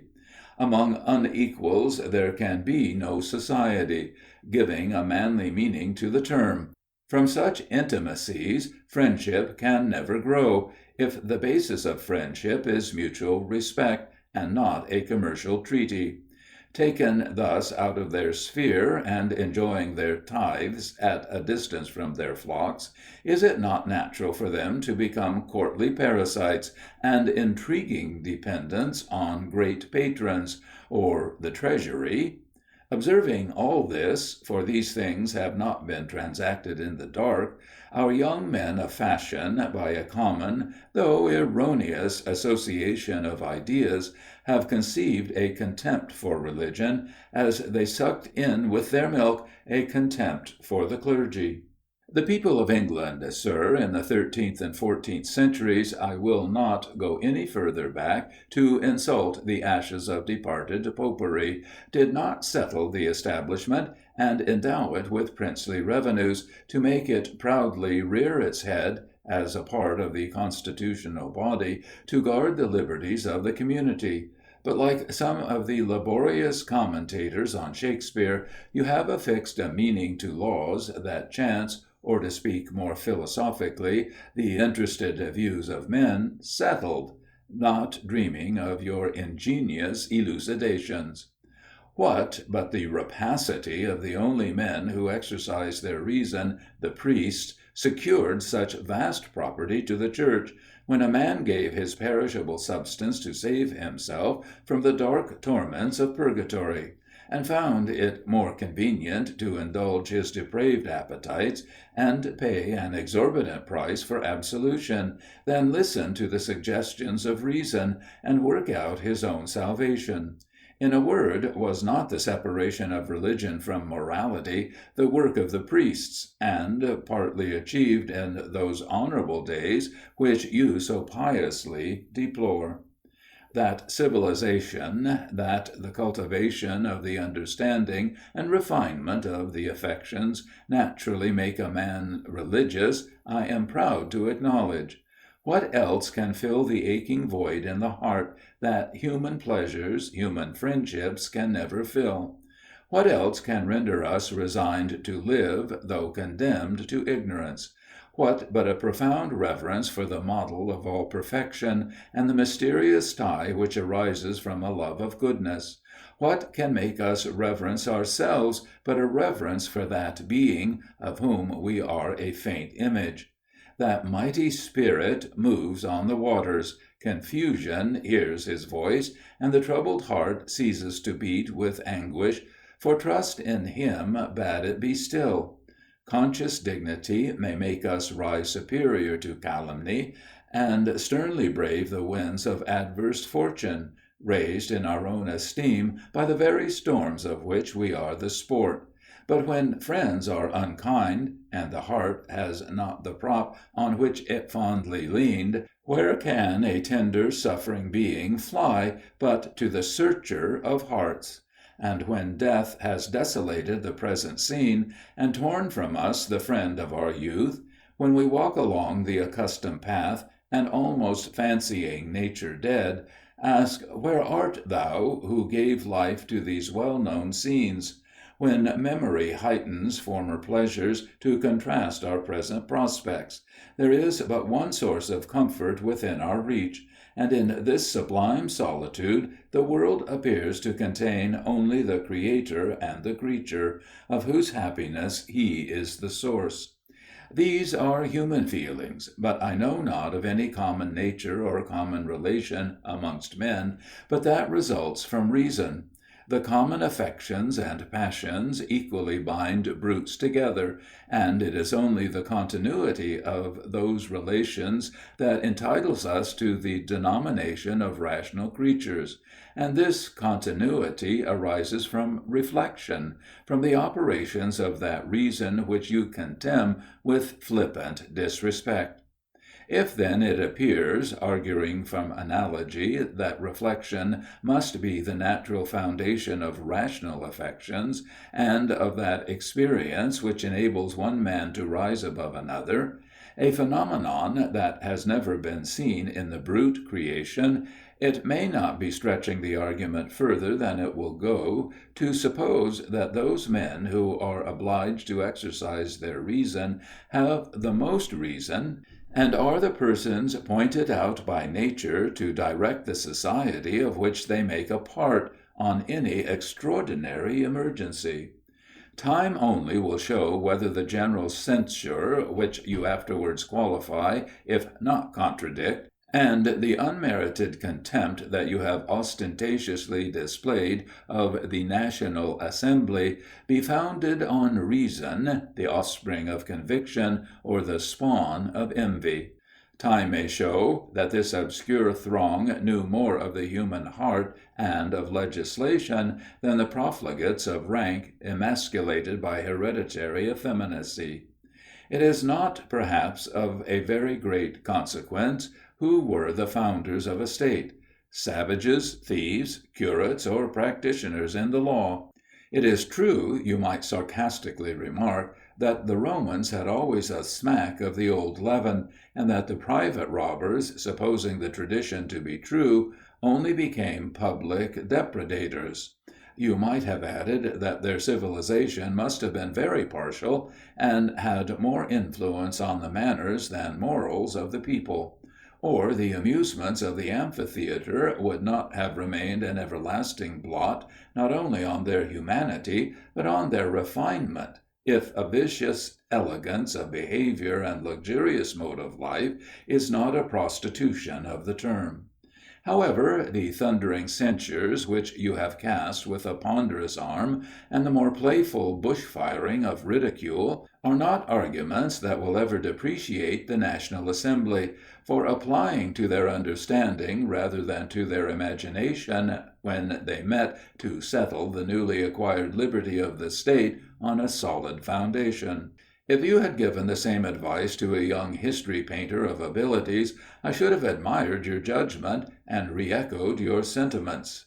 Study, you might have said, the noble models of antiquity, till your imagination is inflamed, and rising above the vulgar practice of the hour, you may imitate, without copying, those great originals. A glowing picture of some interesting moment would probably have been produced by these natural means, particularly if one little circumstance is not overlooked, that the painter had noble models to revert to, calculated to excite admiration and stimulate exertion. But in settling a constitution that involves the happiness of millions, that stretch beyond the computation of science, it was, perhaps, necessary for the Assembly to have a higher model in view than the imagined virtues of their forefathers, and wise to deduce their respect for themselves from the only legitimate source, respect for justice. Why was it a duty to repair an ancient castle, built in barbarous ages, of Gothic materials? Why were the legislators obliged to rake amongst heterogeneous ruins, to rebuild old walls whose foundations could scarcely be explored, when a simple structure might be raised on the foundation of experience, the only valuable inheritance our forefathers could bequeath? Yet of this bequest we can make little use, till we have gained a stock of our own; and even then their inherited experience would rather serve as lighthouses to warn us against dangerous rocks or sandbanks, than as finger-posts that stand at every turning to point out the right road. Nor was it absolutely necessary that they should be diffident of themselves when they were dissatisfied with, or could not discern, the almost obliterated constitution of their ancestors.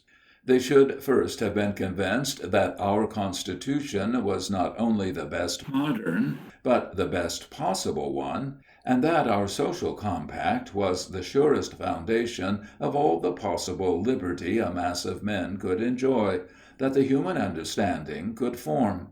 They should have been certain that our representation answered all the purposes of representation, and that an established inequality of rank and property secured the liberty of the whole community, instead of rendering it a sounding epithet of subjection when applied to the nation at large. They should have had the same respect for our House of Commons that you vauntingly intrude on us, though your conduct throughout life has spoken a very different language, before they made a point of not deviating from the model which first engaged their attention. That the British House of Commons is filled with everything illustrious in rank, in descent, in heredity, and acquiring opulence, may be true, but that it contains everything respectable in talents, in military, civil, naval, and political distinction, is very problematical. Arguing from natural causes, the very contrary would appear to the speculatist to be the fact, and let experience say whether these speculations are built on sure ground. It is true you lay great stress on the effects produced by the bare idea of a liberal descent. But from the conduct of men of rank, men of discernment would rather be led to conclude that this idea obliterated, instead of inspiring, native dignity, and substituted a factitious pride that disemboweled the man. The liberty of the rich has its ensigns armorial to puff the individual out with insubstantial honors. But where are blazoned the struggles of virtuous poverty? Who, indeed, would dare to blazon that would blur the pompous monumental inscription you boast of, and make us view with horror, as monsters in human shape, the superb gallery of portraits proudly set in battle array? But to examine the subject more closely, is it among the list of possibilities that a man of rank and fortune can have received a good education? How can he discover that he is a man, when all his wants are instantly supplied, and invention is never sharpened by necessity?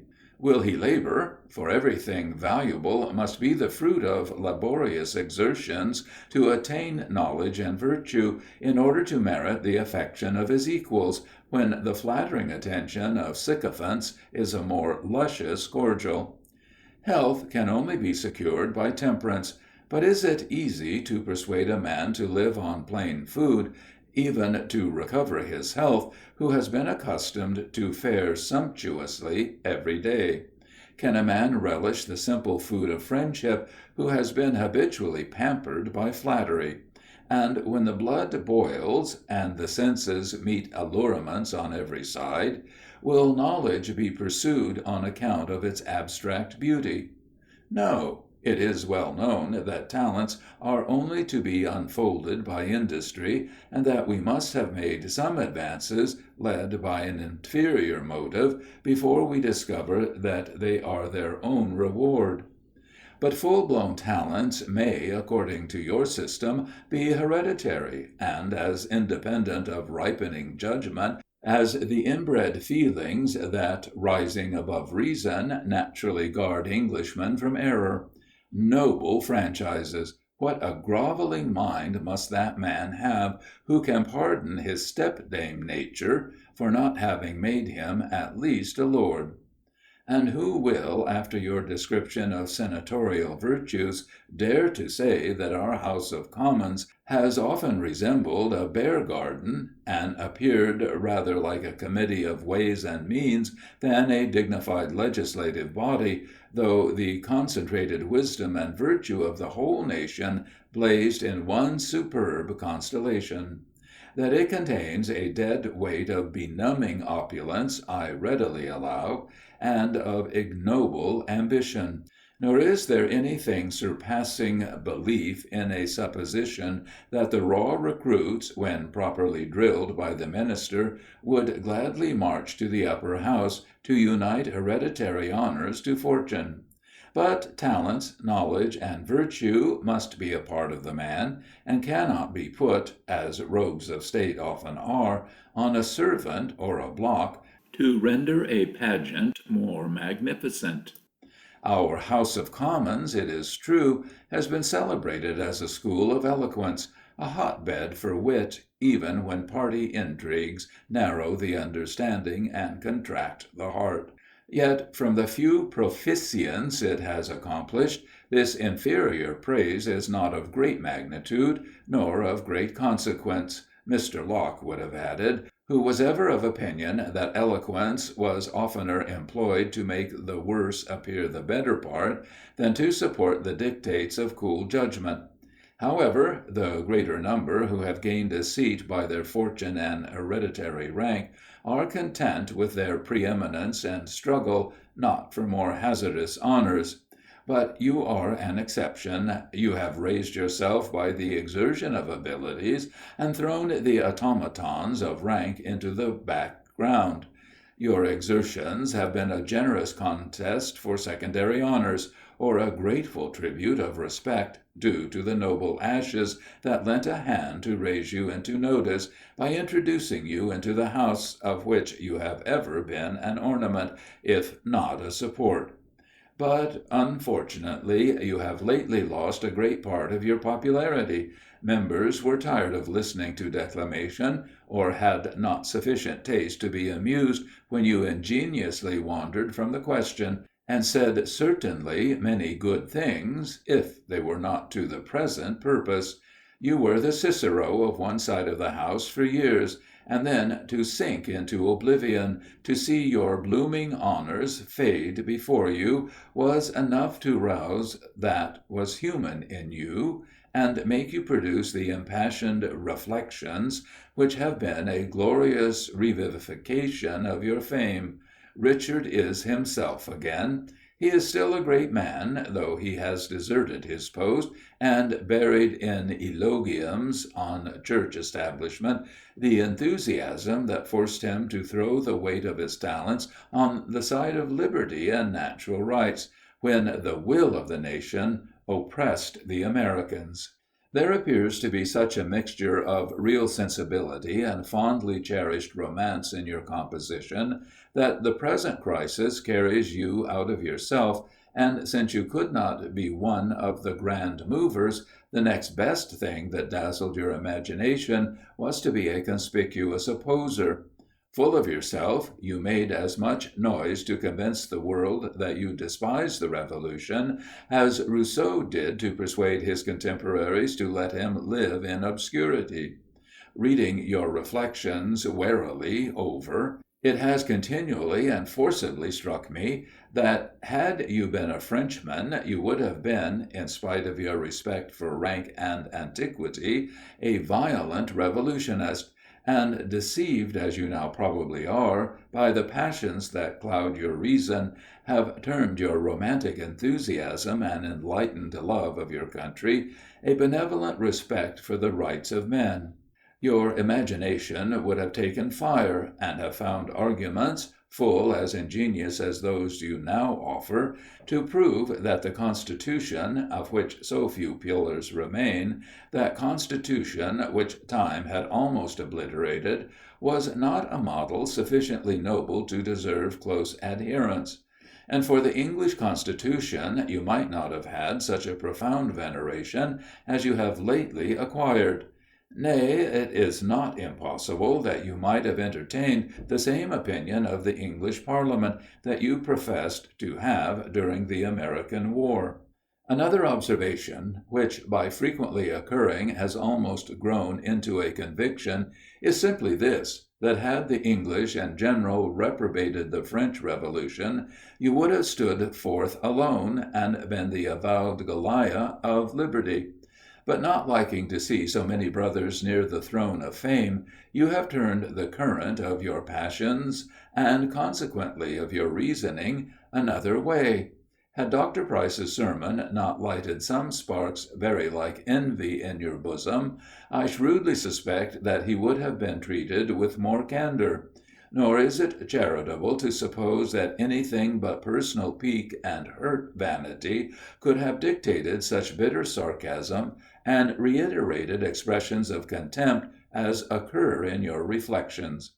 But without fixed principles, even goodness of heart is no security from inconsistency, and mild affectionate sensibility only renders a man more ingeniously cruel, when the pangs of hurt vanity are mistaken for virtuous indignation, and the gall of bitterness for the milk of Christian charity.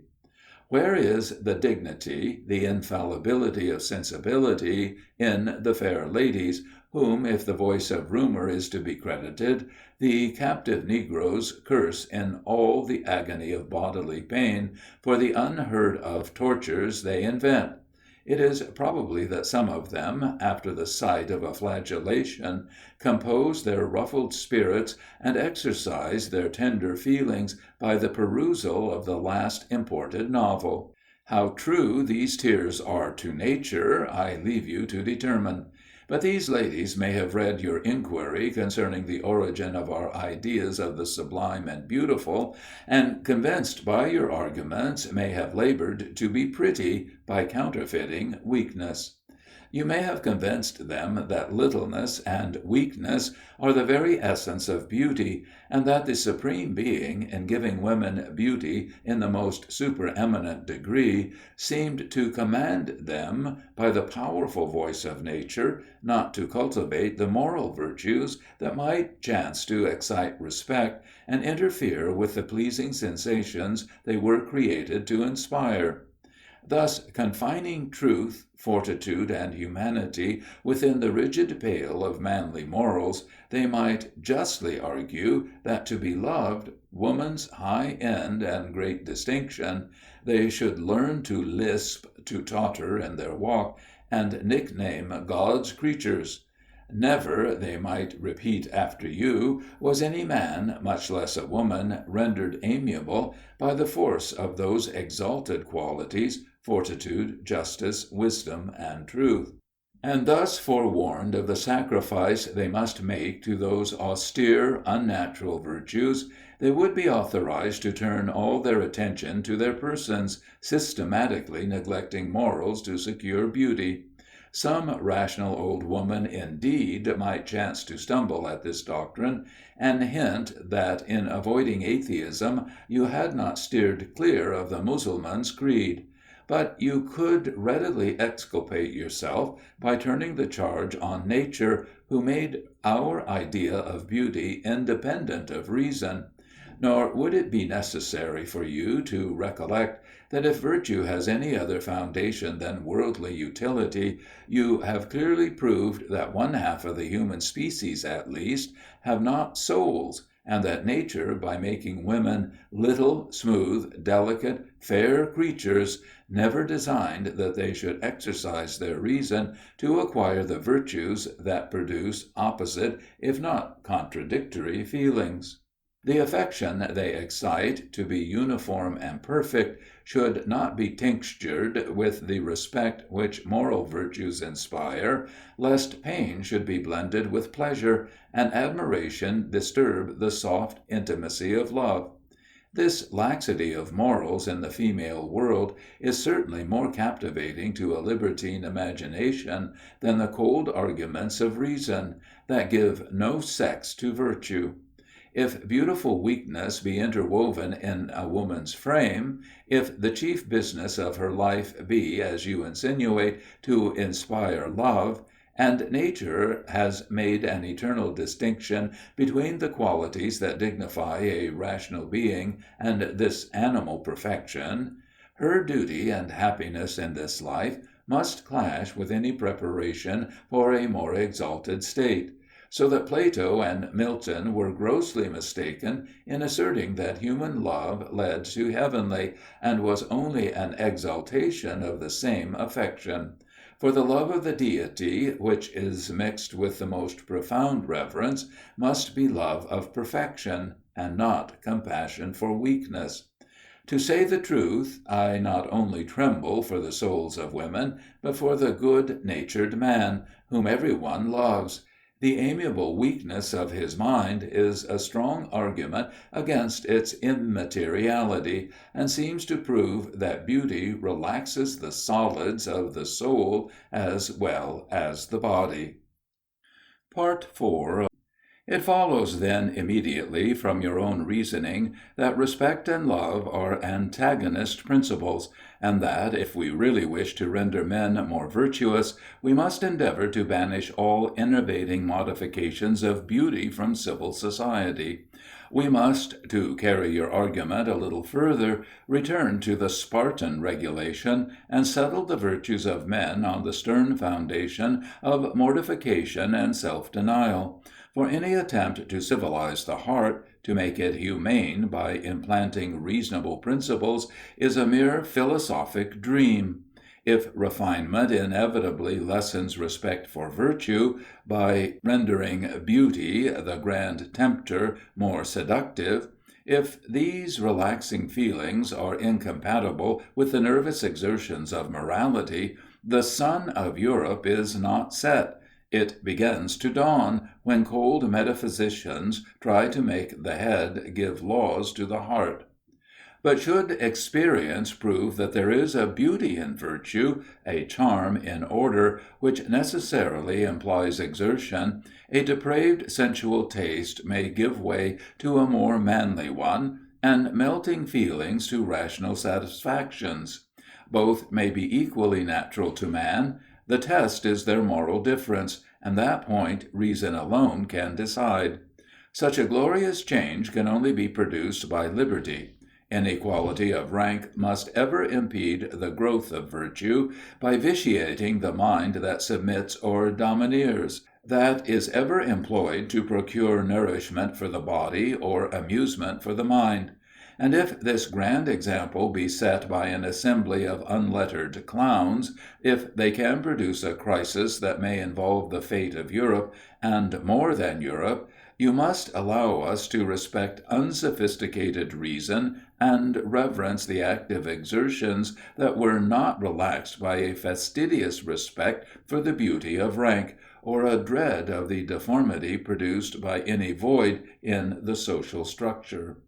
After your contemptuous manner of speaking of the National Assembly, after descanting on the coarse vulgarity of their proceedings, which, according to your own definition of virtue, is a proof of its genuineness, was it not a little inconsistent, not to say absurd, to assert that a dozen people of quality were not a sufficient counterpoise to the vulgar mob with whom they condescended to associate?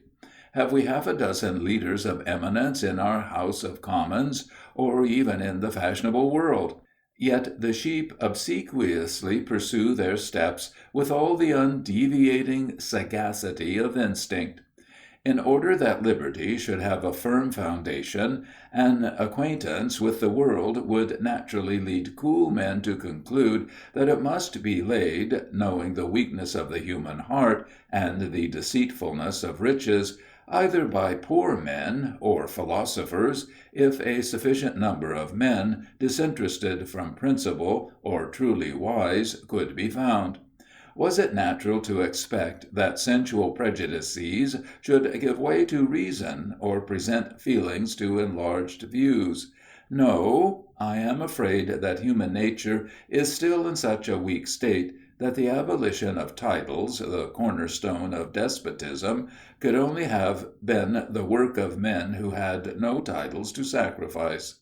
The National Assembly, it is true, contains some honourable exceptions, but the majority had not such powerful feelings to struggle with when reason led them to respect the naked dignity of virtue. Weak minds are always timid. And what can equal the weakness of mind produced by servile flattery, and the vapid pleasures that neither hope nor fear seasoned?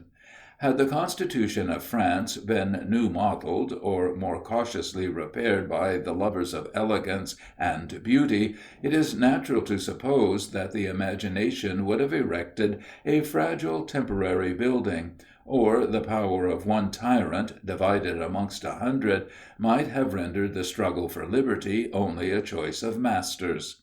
And the glorious chance that is now given to human nature of attaining more virtue and happiness than has hitherto blessed our globe might have been sacrificed to a meteor of the imagination, a bubble of passion. The ecclesiastics, indeed, would probably have remained in quiet possession of their sinecures, and your gall might not have been mixed with your ink on account of the daring sacrilege that brought them more on a level. The nobles would have had bowels for their younger sons, if not for the misery of their fellow creatures. An august mass of property would have been transmitted to posterity to guard the temple of superstition, and prevent reason from entering with her officious light. And the pomp of religion would have continued to impress the senses, if she were unable to subjugate the passions.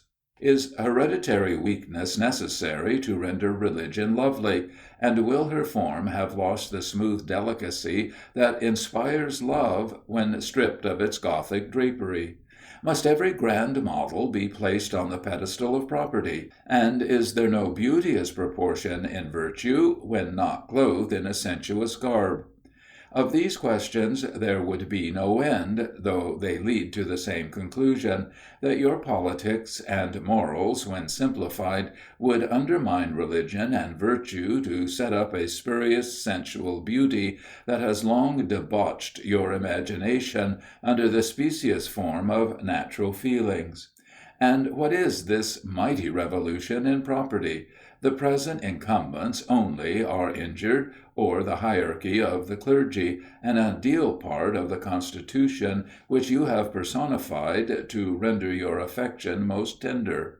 How has posterity been injured by a distribution of the property snatched, perhaps, from innocent hands, but accumulated by the most abominable violation of every sentiment of justice and piety? Was the monument of former ignorance and iniquity to be held sacred, to enable the present possessors of enormous benefices to dissolve in indolent pleasures? Was not their convenience, for they have not been turned adrift in the world, to give place to a just partition of the land belonging to the state? And did not the respect due to the natural quality of man require this triumph over monkish rapacity? Were those monsters to be reverenced on account of their antiquity, and their unjust claims perpetuated to their ideal children, the clergy, merely to preserve the sacred majesty of property inviolate, and to enable the Church to retain her pristine splendor? Can posterity be injured by individuals losing the chance of obtaining great wealth without meriting it, by its being diverted from a narrow channel and disembogued into the sea that affords clouds to water all the land? Besides, the clergy not brought up with the expectation of great revenues will not feel the loss, and if bishops should happen to be chosen on account of their personal merit, religion may be benefited by the vulgar nomination. The sophistry of asserting that nature leads us to reverence our civil institutions from the same principle that we venerate aged individuals is a palpable fallacy, that is so like truth it will serve the turn as well. And when you add that we have chosen our nature rather than our speculations, our breasts rather than our inventions, the pretty jargon seems equally unintelligible. But it was the downfall of the visible power and dignity of the Church that roused your ire. You could have excused a little squeezing of the individuals to supply present exigencies, The actual possessors of the property might have been oppressed with something like impunity if the Church had not been spoiled of its gaudy trappings. You love the Church, your country, and its laws, you repeatedly tell us, because they deserve to be loved. But from you this is not a panegyric. Weakness and indulgence are the only incitements to love and confidence that you can discern, and it cannot be denied that the tender mother you venerate deserves on this score all your affection. It would be as vain a task to attempt to obviate all your passionate objections as to unravel all your plausible arguments, often illustrated by known truths and rendered forcible by pointed invectives. I only attack the foundation. On the natural principles of justice, I build my plea for disseminating the property artfully said to be appropriated to religious purposes, but in reality to support idle tyrants, amongst the society whose ancestors were cheated or forced into illegal grants. Can there be an opinion more subversive of morality than that time sanctifies crimes, and silences the blood that calls out for retribution, if not for vengeance? If the revenue annexed to the Gallic Church was greater than the most bigoted Protestant would now allow to be its reasonable share, would it not have been trampling on the right of men to perpetuate such an arbitrary appropriation of the common stock, because time had rendered the fraudulent seizure venerable? Besides, if reason had suggested, as surely she must, if the imagination had not been allowed to dwell on the fascinating pomp of ceremonial grandeur, that the clergy would be rendered both more virtuous and useful by being put more on a par with each other, and the mass of the people it was their duty to instruct. Where was there room for hesitation? The charge of presumption thrown by you on the most reasonable innovations may, without any violence to truth, be retorted on every reformation that has meliorated our condition, and even on the improvable faculty that gives us a claim to the preeminence of intelligent beings. Plausibility, I know, can only be unmasked by showing the absurdities it glosses over, and the simple truths it involves with specious errors. Eloquence has often confounded triumphant villainy, but it is probable that it has more frequently rendered the boundary that separates virtue and vice doubtful. Poisons may be only medicines in judicious hands, but they should not be administered by the ignorant because they have sometimes seen great cures performed by their powerful aid.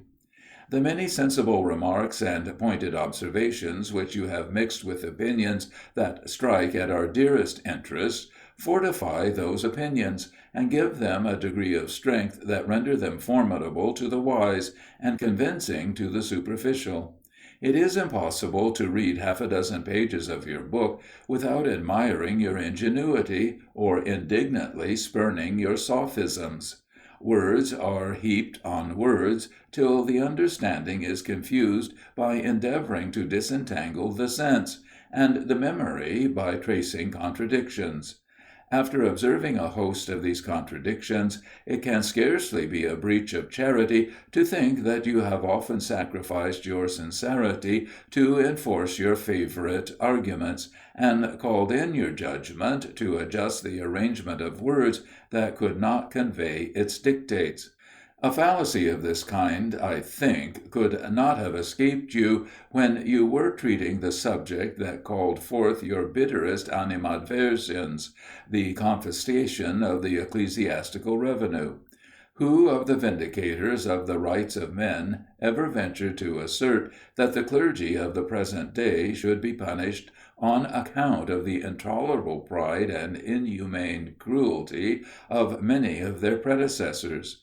No, such a thought never entered the mind of those who warred with inveterate prejudices. A desperate disease required a powerful remedy. Injustice had no right to rest on prescription, nor has the character of the present clergy any weight in the argument. You find it very difficult to separate policy from justice. In the political world they have frequently been separated with shameful dexterity. To mention a recent instance, according to the limited views of timid or interested politicians, an abolition of the infernal slave trade would not only be unsound policy, but a flagrant infringement of the laws, which are allowed to have been infamous, that induced the planters to purchase their estates. But is it not consonant with justice, with the common principles of humanity, not to mention Christianity, to abolish this abominable mischief? There is not one argument, one invective levelled by you at the confiscators of the church revenue, which could not, with the strictest propriety, be applied by the planters and negro drivers to our Parliament, if it gloriously dared to show the world that British senators were men, if the natural feelings of humanity silenced the cold cautions of timidity, till this stigma on our nature was wiped off, and all men were allowed to enjoy their birthright, liberty, till, by their crimes, they had authorized society to deprive them of the blessing they had abused. The same arguments might be used in India, if any attempt were made to bring back things to nature, to prove that a man ought never to quit the caste that confined him to the profession of his lineal forefathers. The Brahmins would doubtless find many ingenious reasons to justify this debasing, though venerable prejudice, and would not, it is to be supposed, forget to observe that time, by interweaving the oppressive law with many useful customs, had rendered it for the present very convenient, and consequently legal. Almost every vice that has degraded our nature might be justified by showing that it had been productive of some benefit to society, for it would be as difficult to point out positive evil as unallayed good in this imperfect state. What, indeed, would become of morals if they had no other test than prescription? The manners of men may change without end, but wherever reason receives the least cultivation, wherever men rise above brutes, morality must rest on the same base. And the more man discovers of the nature of his mind and body, the more clearly he is convinced that to act according to the dictates of reason is to conform to the law of God. The test of honour may be arbitrary and fallacious, and, retiring into subterfuge, elude close inquiry. But true morality shuns not the day, nor shrinks from the ordeal of investigation. Most of the happy revolutions that have taken place in the world have happened when weak princes held the reins they could not manage, but are they on that account to be canonized as saints or demigods, and pushed forward to notice on the throne of ignorance? Pleasure wants a zest, if experience cannot compare it with pain. But who courts pain to heighten his pleasures? A transient view of society will further illustrate arguments which appear so obvious that I am almost ashamed to produce illustrations. How many children have been taught economy, and many other virtues, by the extravagant thoughtlessness of their parents? Yet a good education is allowed to be an inestimable blessing. The tenderest mothers are often the most unhappy wives, but can the good that accrues from the private distress that produces a sober dignity of mind justify the inflictor? Right or wrong may be estimated according to the point of sight, and other adventitious circumstances, but to discover its real nature, the inquiry must go deeper than the surface, and beyond the local consequences that confound good and evil together. The rich and weak, a numerous train, will certainly applaud your system, and loudly celebrate your pious reverence for authority and establishments. They find it pleasanter to enjoy than to think, to justify oppression than correct abuses. The rights of men are grating sounds that set their teeth on edge. The impertinent inquiry of philosophic meddling innovation. If the poor are in distress, they will make some benevolent exertions to assist them. They will confer obligations, but not do justice. Benevolence is a very amiable, specious quality, yet the aversion which men feel to accept a right as a favour should rather be extolled as a vestige of native dignity than stigmatized as the odious offspring of ingratitude. The poor consider the rich as their lawful prey, but we ought not too severely to animadvert on their ingratitude. When they receive an alms, they are commonly grateful at the moment, but old habits quickly return, and cunning has ever been a substitute for force. That both physical and moral evil were not only foreseen, but entered into the scheme of Providence when this world was contemplated in the divine mind, who can doubt, without robbing omnipotence of a most exalted attribute? But the business of the life of a good man should be to separate light from darkness, to diffuse happiness, whilst he submits to unavoidable misery. And a conviction that there is much unavoidable wretchedness, appointed by the grand disposer of all events, should not slacken his exertions. The extent of what is possible can only be discerned by God. The justice of God may be vindicated by a belief in a future state, but only by believing that evil is educing good for the individual and not for an imaginary whole. The happiness of the whole must arise from the happiness of the constituent parts, or the essence of justice is sacrificed to a supposed grand arrangement. And that may be good for the whole of a creature's existence that disturbs the comfort of a small portion. The evil which an individual suffers for the good of the community is partial, it must be allowed if the account is settled by death. But the partial evil which it suffers during one stage of existence to render another stage more perfect is strictly just. The Father of all only can regulate the education of his children. To suppose that during the whole or part of his existence the happiness of any individual is sacrificed to promote the welfare of 10 or 10,000 other beings is impious. But to suppose that the happiness or animal enjoyment of one portion of existence is sacrificed to improve and ennoble the being itself, and render it capable of more perfect happiness, is not to reflect on either the goodness or wisdom of God. It may be confidently asserted that no man chooses evil because it is evil. He only mistakes it for happiness, the good he seeks. And the desire of rectifying these mistakes is the ambition of an enlightened understanding, the impulse of feelings that philosophy invigorates. To endeavour to make unhappy men resigned to their fate is the tender endeavour of short-sighted benevolence, of transient yearnings of humanity. But to labour to increase human happiness by extirpating error is a masculine, godlike affection. This remark may be carried still further. Men who possess uncommon sensibility, whose quick emotions show how closely the eye and heart are connected, soon forget the most forcible sensations. Not tarrying long enough in the brain to be subject to reflection, the next sensations of course obliterate them. Memory, however, treasures up these proofs of native goodness, and the being who is not spurred on to any virtuous act still thinks itself of consequence, and boasts of its feelings. Why?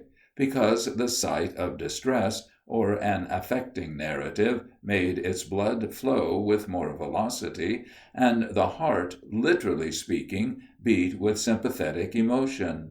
We ought to beware of confounding mechanical instinctive sensations with emotions that reason deepens, and justly terms the feelings of humanity. This word discriminates the active exertions of virtue from the vague declamation of sensibility.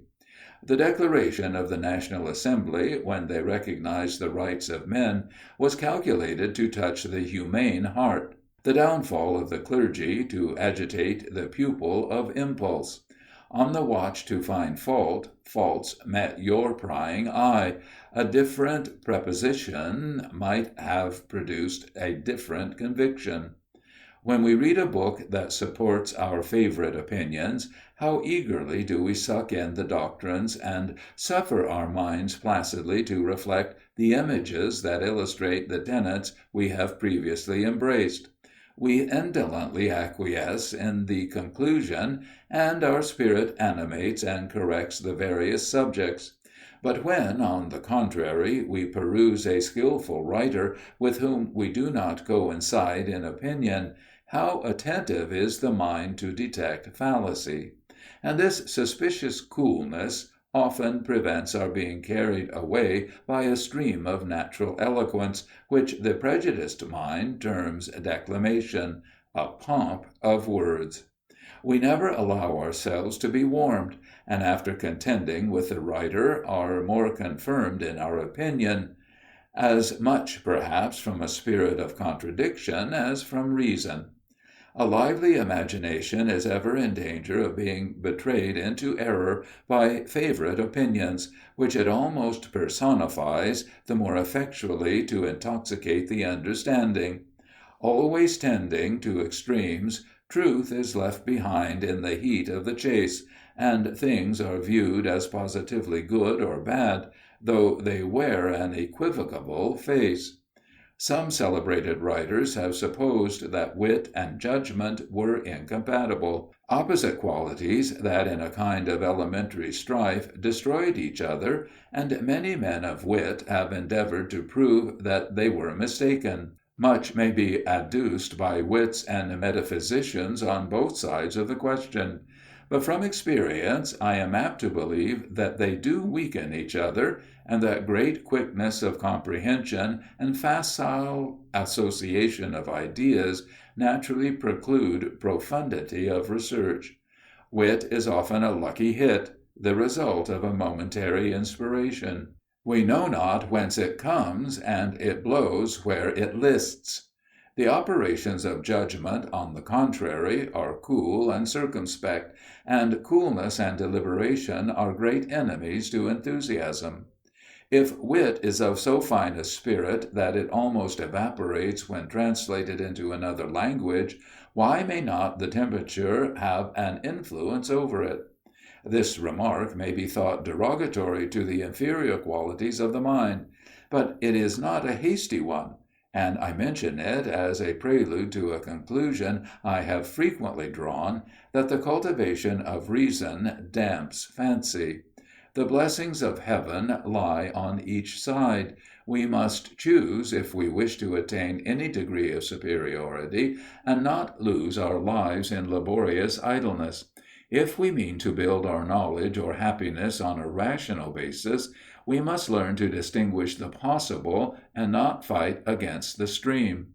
And if we are careful to guard ourselves from imaginary sorrows and vain fears, we must also resign many enchanting illusions, for shallow must be the discernment which fails to discover that raptures and ecstasies arise from error. Whether it will always be so is not now to be discussed.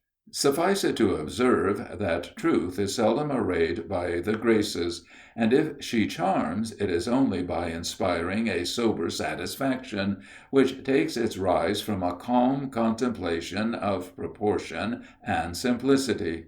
But though it is allowed that one man has by nature more fancy than another, in each individual there is a springtide when fancy should govern and amalgamate materials for the understanding, and a grave period when those materials should be employed by the judgment.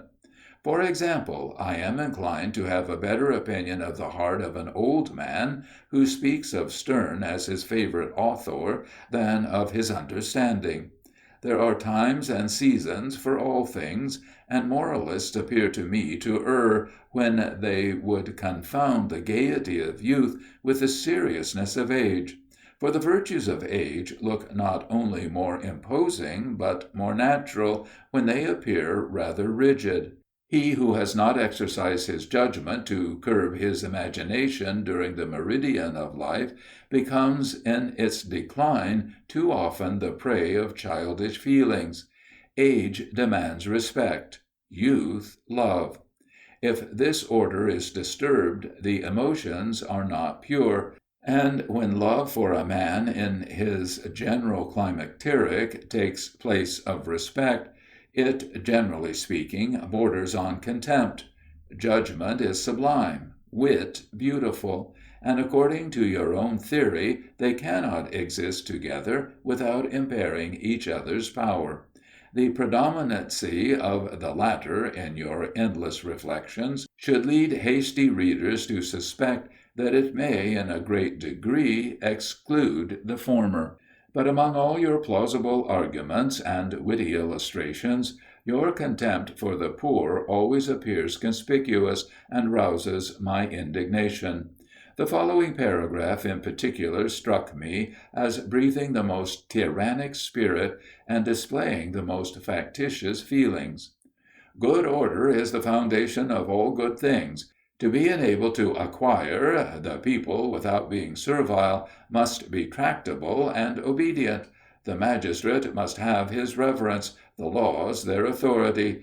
The body of the people must not find the principles of natural subordination by art rooted out of their minds. They must respect that property of which they cannot partake. They must labor to obtain what by labor can be obtained, and when they find, as they commonly do, the success disproportioned to the endeavor, they must be taught their consolation in the final proportions of eternal justice. Of this consolation, whoever deprives them deadens their industry, and strikes at the root of all acquisition, as of all conservation. He that does this is the cruel oppressor, the merciless enemy of the poor and wretched. At the same time that by his wicked speculations he exposes the fruits of successful industry, and the accumulation of fortune there's the rub to the plunder of the negligent, the disappointed, and the unprosperous. This is contemptible, hard-hearted sophistry in the specious form of humility and submission to the will of Heaven. It is, sir, possible to render the poor happier in this world without depriving them of the consolation which you gratuitously grant them in the next. They have a right to more comfort than they at present enjoy, and more comfort might be afforded them without encroaching on the pleasures of the rich.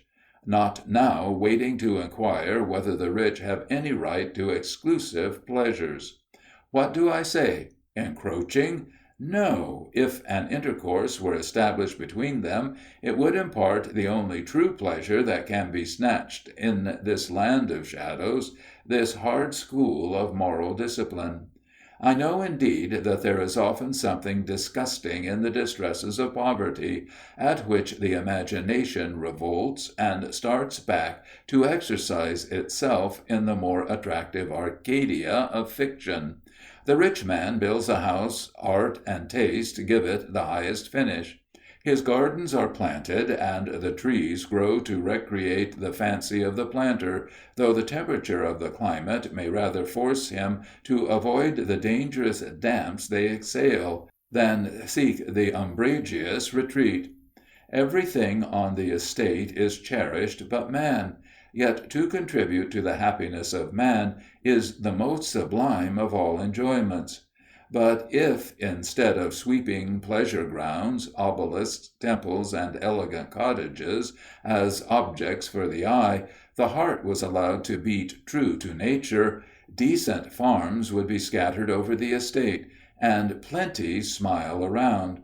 Instead of the poor being subject to the griping hand of an avaricious steward, they would be watched over with fatherly solicitude by the man whose duty and pleasure it was to guard their happiness, and shield from rapacity beings who, by the sweat of their brow, exalted him above his fellows.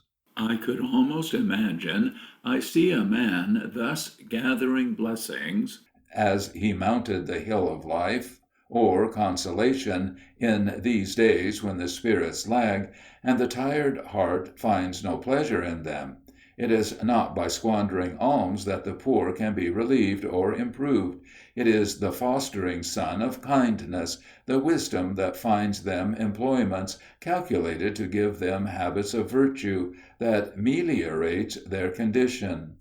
Love is only the fruit of love. Condescension and authority may produce the obedience you applaud, but he has lost his heart of flesh who can see a fellow creature humbled before him, and trembling at the frown of a being whose heart is supplied by the same vital current, and whose pride ought to be checked by a consciousness of having the same infirmities. What salutary dews might not be shed to refresh this thirsty land if men were more enlightened! Smiles and premiums might encourage cleanliness, industry, and emulation.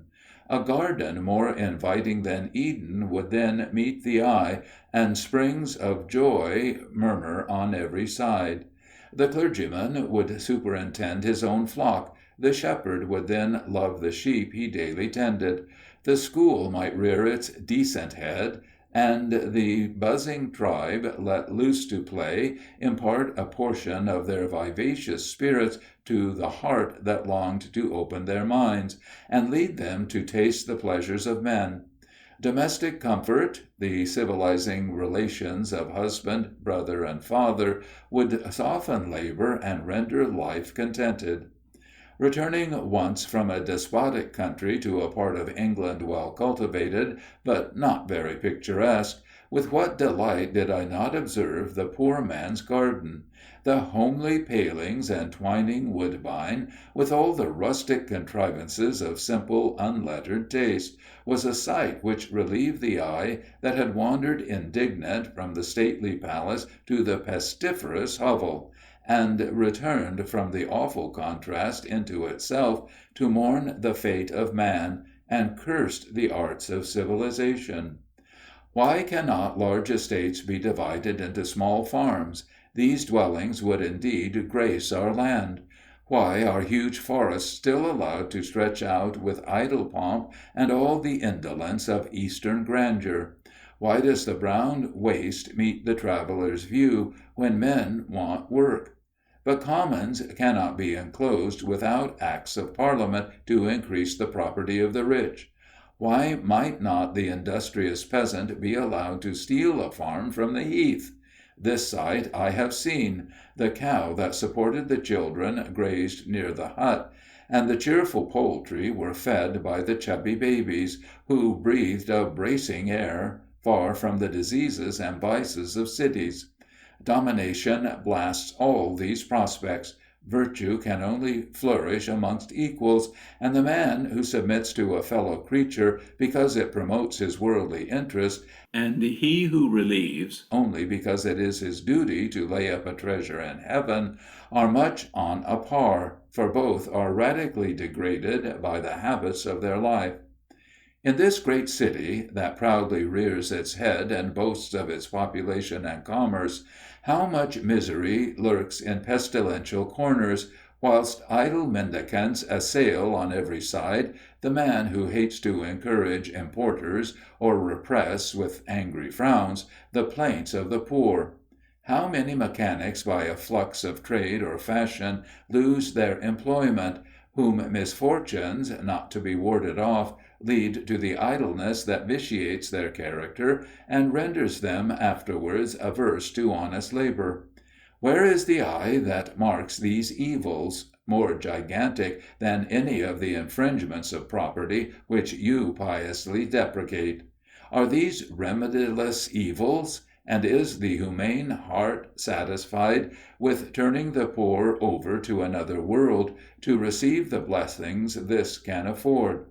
If society was regulated on a more enlarged plan, if man was contented to be the friend of man, and did not seek to bury the sympathies of humanity in the servile appellation of master, If, turning his eyes from ideal regions of taste and elegance, he laboured to give the earth he inhabited all the beauty it is capable of receiving, and was ever on the watch to shed abroad all the happiness which human nature can enjoy, he who, respecting the rights of men, wishes to convince or persuade society that this is true happiness and dignity, is not the cruel oppressor of the poor, nor a short-sighted philosopher.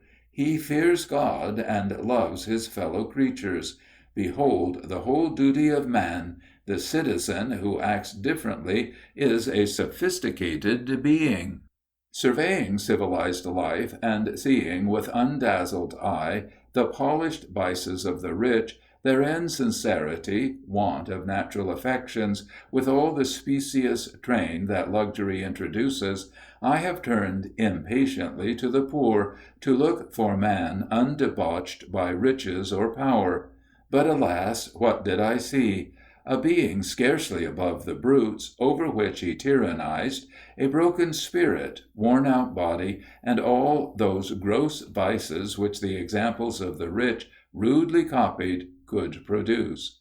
Envy built a wall of separation that made the poor hate, whilst they bent to their superiors, who, on their part, stepped aside to avoid the loathsome sight of human misery.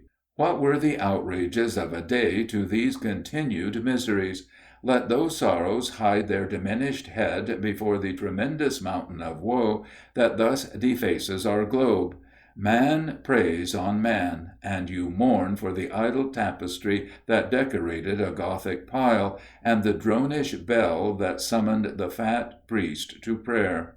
You mourn for the empty pageant of a name, when slavery flaps her wing, and the sick heart retires to die in lonely wilds, far from the abodes of men. Did the pangs you felt for insulted nobility, the anguish that rent your heart when the gorgeous robes were torn off the idol human weakness had set up, deserve to be compared with the long-drawn sigh of melancholy reflection, when misery and vice are thus seen to haunt our steps and swim on the top of every cheering prospect? Why is our fancy to be appalled by terrific perspectives of a hell beyond the grave? Hell stalks abroad. The lash resounds on the slave's naked sides, and the sick wretch who can no longer earn the sour bread of unremitting labor steals to a ditch to bid the world a long good night, or, neglected in some ostentatious hospital, breathes his last amidst the laugh of mercenary attendants. Such misery demands more than tears. I pause to recollect myself, and smother the contempt I feel rising for your rhetorical flourishes and infantine sensibility. Taking a retrospective view of my hasty answer, and casting a cursory glance over your reflections, I perceive that I have not alluded to several reprehensible passages in your elaborate work, which I marked for censure when I first perused it with a steady eye. And now I find it almost impossible candidly to refute your sophisms, without quoting your own words, and putting the numerous contradictions I observed in opposition to each other. This would be an effectual refutation; but after such a tedious drudgery, I fear that I should only be read by the patient eye that scarcely wanted my assistance to detect the flagrant errors. It would be a tedious process to show that often the most just and forcible illustrations are warped to color over opinions you must sometimes have secretly despised, or at least have discovered that which you asserted without limitation required the greatest. Some subjects of exaggeration may have been superficially viewed. Depth of judgment is perhaps incompatible with the predominant features of your mind. Your reason may have often been the dupe of your imagination. But say, did you not sometimes angrily bid her be still, when she whispered that you were departing from strict truth? or when assuming the awful form of conscience, and only smiling at the vagaries of vanity, did she not austerely bid you recollect your own errors before you lifted the avenging stone? Did she not sometimes wave her hand, when you poured forth a torrent of shining sentences, and beseech you to concatenate them, plainly telling you that the impassioned eloquence of the heart was calculated rather to affect than dazzle the reader, whom it hurried along to conviction? Did she not anticipate the remark of the wise, who drink not at a shallow sparkling dream, and tell you that they would discover when, with the dignity of sincerity, you supported an opinion that only appeared to you with one face, or when superannuated vanity made you torture your invention? But I forbear. I have before animadverted on our method of electing representatives, convinced that it debauches both the morals of the people and the candidates, without rendering the member really responsible or attached to his constituents. But amongst your other contradictions, you blame the National Assembly for expecting any exertions from the servile principle of responsibility, and afterwards insult them for not rendering themselves responsible. Whether the one the French have adopted will answer the purpose better, and be more than a shadow of representation, time only can show. In theory, it appears more promising. Your real or artificial affection for the English Constitution seems to me to resemble the brutal affection of some weak characters. They think it a duty to love their relations with a blind, indolent tenderness that will not see the faults it might assist to correct, if their affection had been built on rational grounds. They love they know not why, and they will love to the end of the chapter.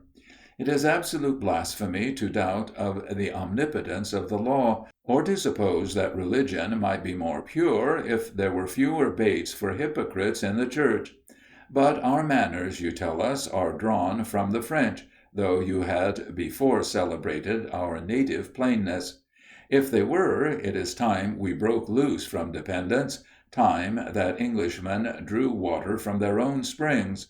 For if manners are not a painted substitute for morals, we have only to cultivate our reason, and we shall not feel the want of an arbitrary model. Nature will suffice, but I forget myself. Nature and reason, according to your system, are all to give place to authority, and the gods, as Shakespeare makes a frantic wretch exclaim, seem to kill us for their sport, as men do flies. Before I conclude my cursory remarks, it is but just to acknowledge that I coincide with you in your opinion respecting the sincerity of many modern philosophers. Your consistency in avowing a veneration for rank and riches deserves praise. But I must own that I have often indignantly observed that some of the enlightened philosophers, who talk most vehemently of the native rights of men, borrow many noble sentiments to adorn their conversation, which have no influence on their conduct. They bow down to rank, and are careful to secure property, for virtue without this adventitious drapery is seldom very respectable in their eyes, nor are they very quick-sighted to discern real dignity of character, when no sounding names exalts the man above his fellows. But neither open enmity nor the hollow homage destroys the intrinsic value of these principles, which rest on an eternal foundation, and revert for a standard to the immutable attributes of God.